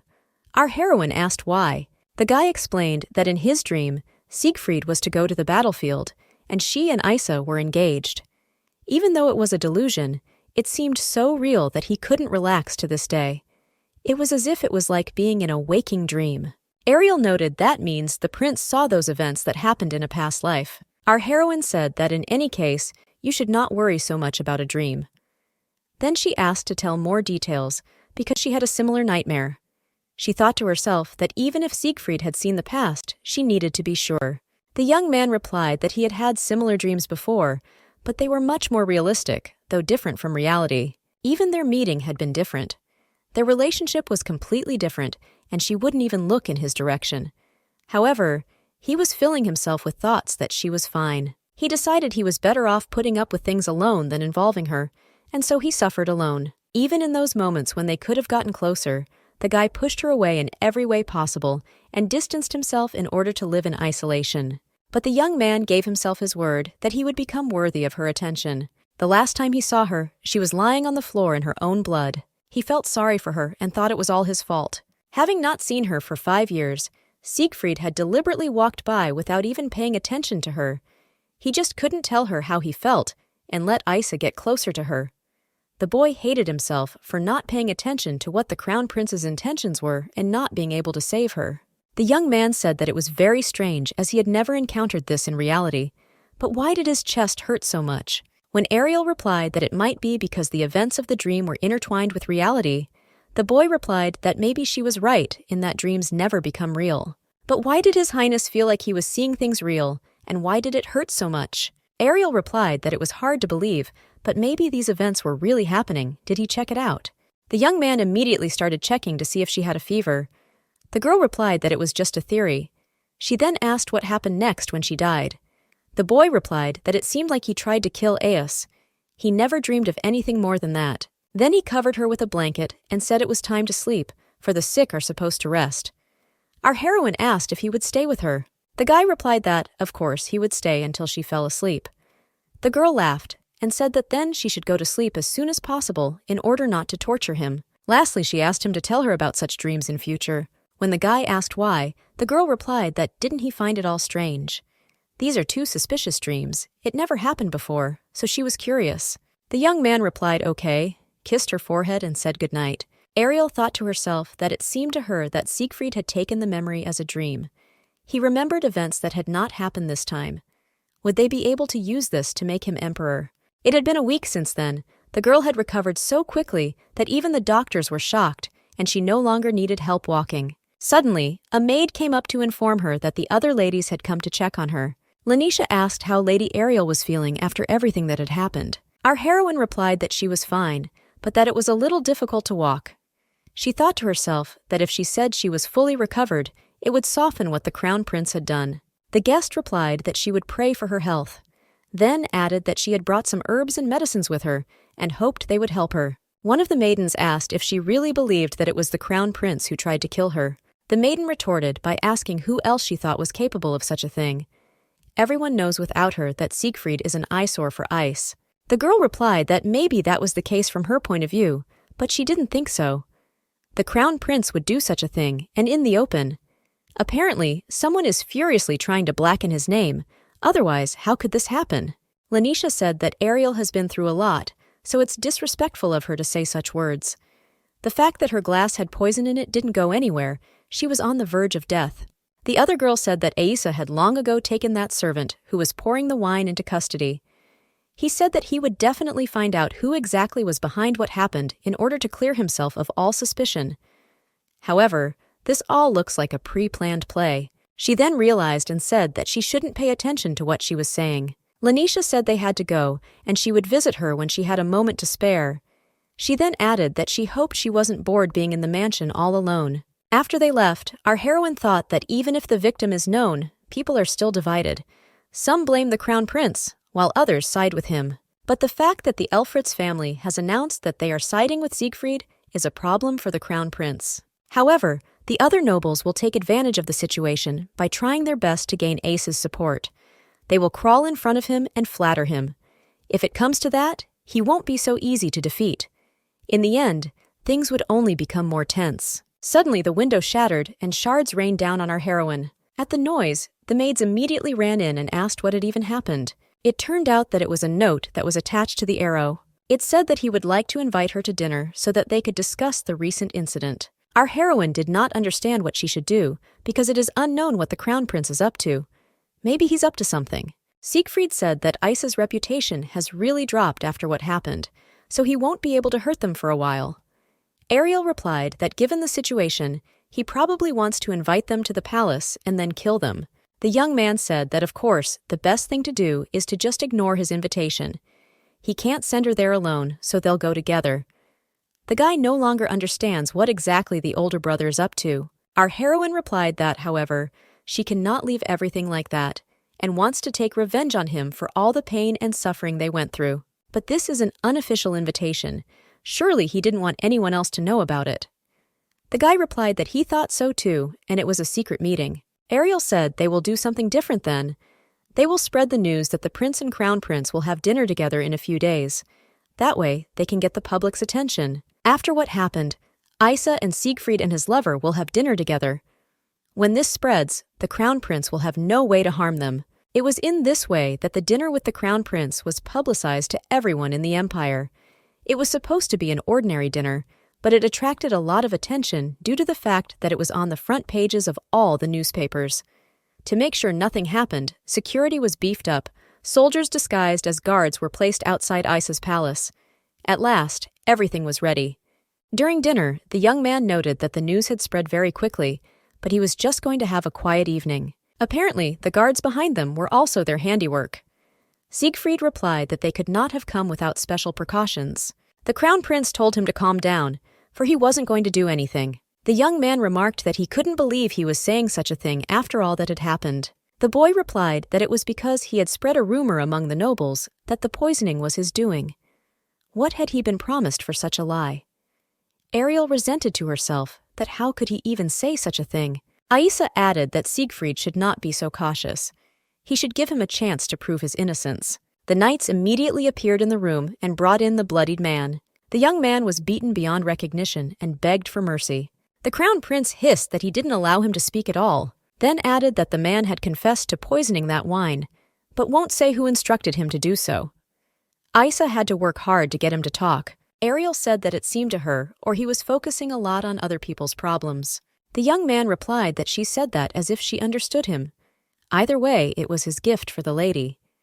After which he ordered the knight to give her a sword. Siegfried tried to calm her down and told her that he was only waiting for it. Ariel replied that she had to refuse. She understood the agony of the servant's suffering.